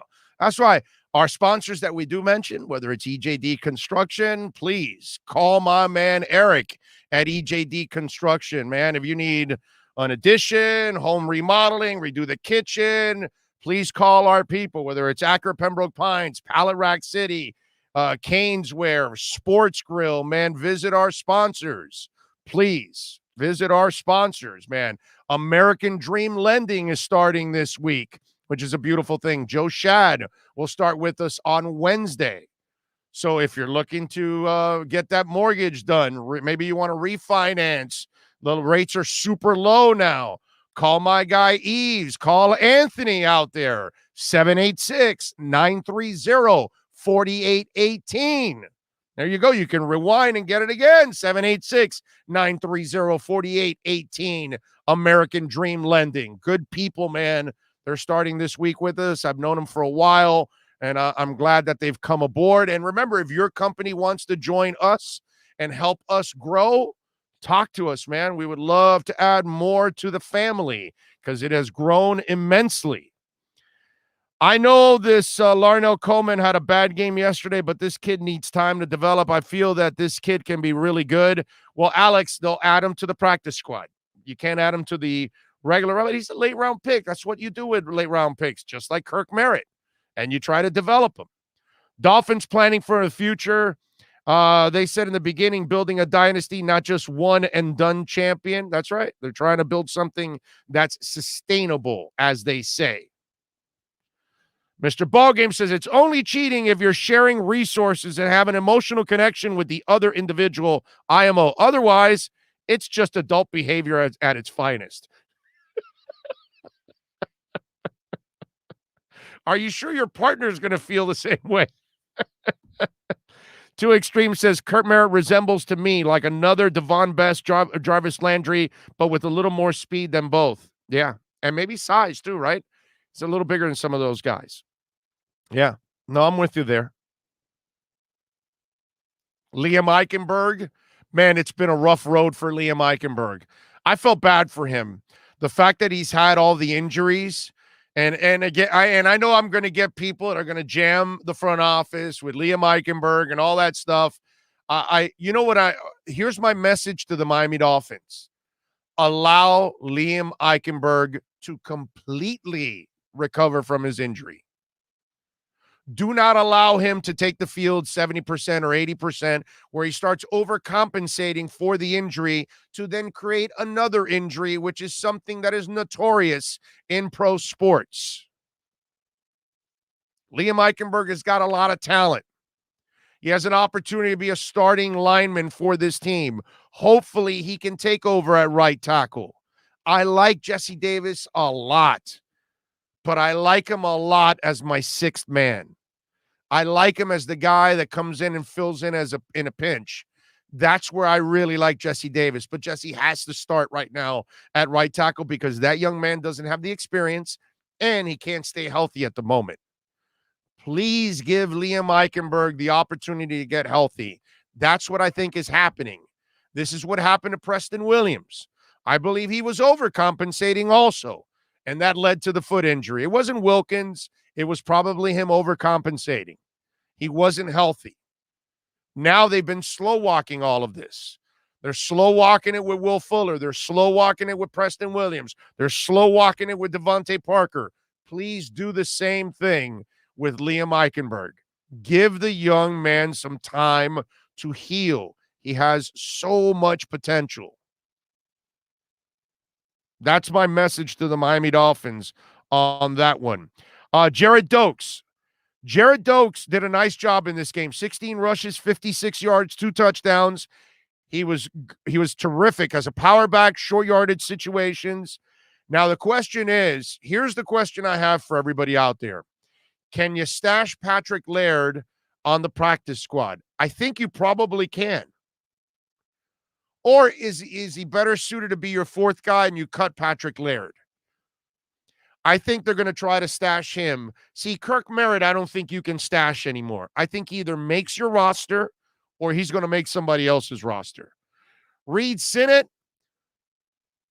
you never keep 3 quarterbacks, but I like what I saw from the kid. I think if you try to stash him on the practice squad, it's such a quarterback desperate league. Somebody's going to claim the kid and try to develop him for their own because they probably don't have a strong starting quarterback. So while I believe Kirk Merritt has done enough to make the 53 and be that 7th receiver because he helps you out on special teams, it looks to me like Jared Dokes is the kid that probably will try to be stuck on that practice squad. You try to develop him, and then you start with Patrick Laird because he helps you in multiple ways. He helps you as a receiver out of the backfield, and he does a really good job at that. I like Patrick Laird in that role. I don't like him as a running back. And then, of course, he plays special teams. But that's one decision that I think a lot of people came out of yesterday. Okay, Dokes finally showed something. Now, it wasn't great, by the way. 16 for 56 is not 4 yards a carry, even against bad competition. And, by the way, he also had a bad offensive line because that offensive line was not good yesterday. That was not good. That was kind of ugly yesterday, I got to admit.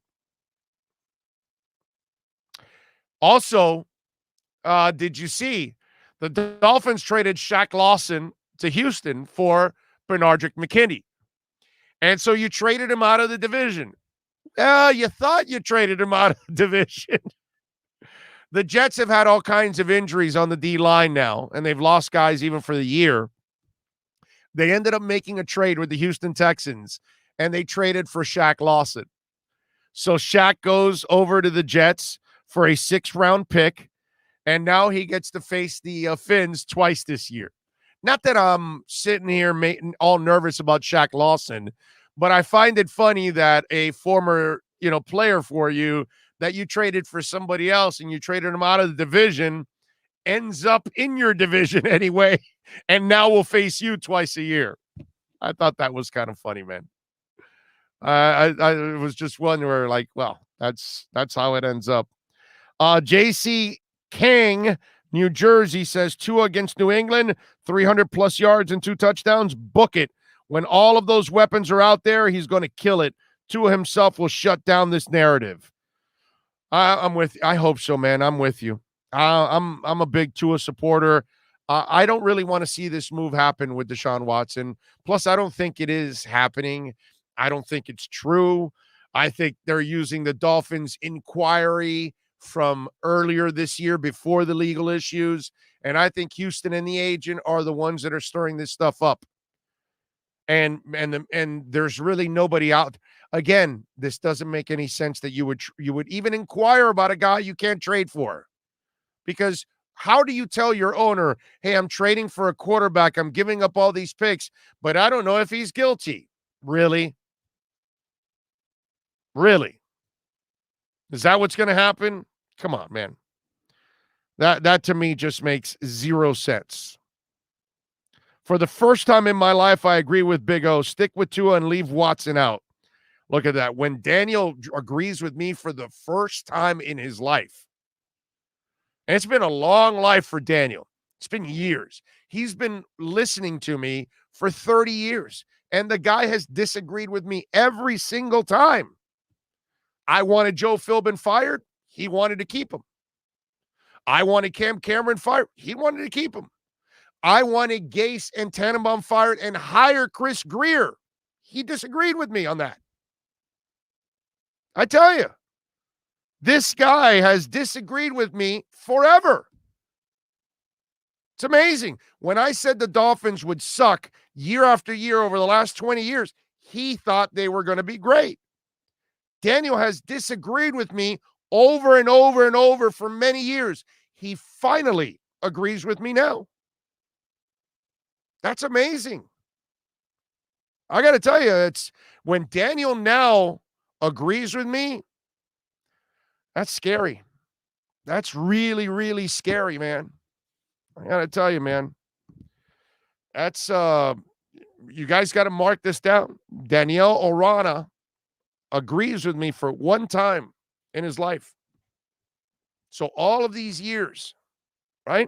All of these years. It's a shame, man.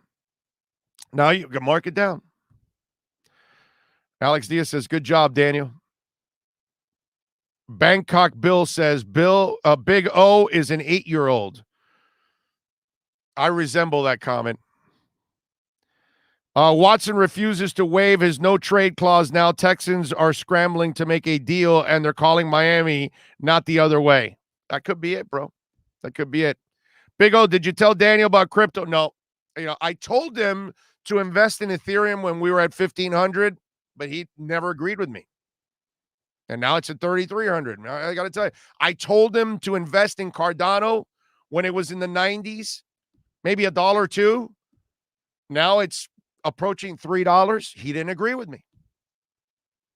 I told him to invest in VeChain here on the dip when it went down to 5, 6, 7 cents. It's up to 13, 14 cents.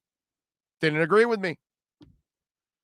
I told him to invest in Matic Polygon when it was at 75 and 68 cents. It's like $1.60 now. And he didn't agree with me. Tell you, Daniel is, Daniel's he's strong. Tell you, he's got conviction in life, Daniel. You got to love that about Daniel. Because the last thing you want to do is agree with me more often than not. That's just the way it is. It's not a good thing to agree with me. That's all you know. So now that Daniel agrees with me, yeah, that's it. Two worlds collide. Vehicles and whatever, get a fiddles or whatever says, I resemble that comment, LOL, cooler than the other side of the pillow. Oh, I love it. Daniel is against crypto. He probably is. He probably is. I'm with you. Oh, although I'm with you on the Watson thing, I want Tua here and to succeed, but if Houston drives down their asking price to a second round and a first, I think I have no choice but to pull the trigger. Yes, sir. I got you. I got you.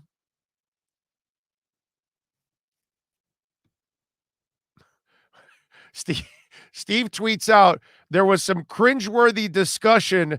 That dude is a dickhead. Shaking my head. But I don't know if Steve is talking about me or Omar.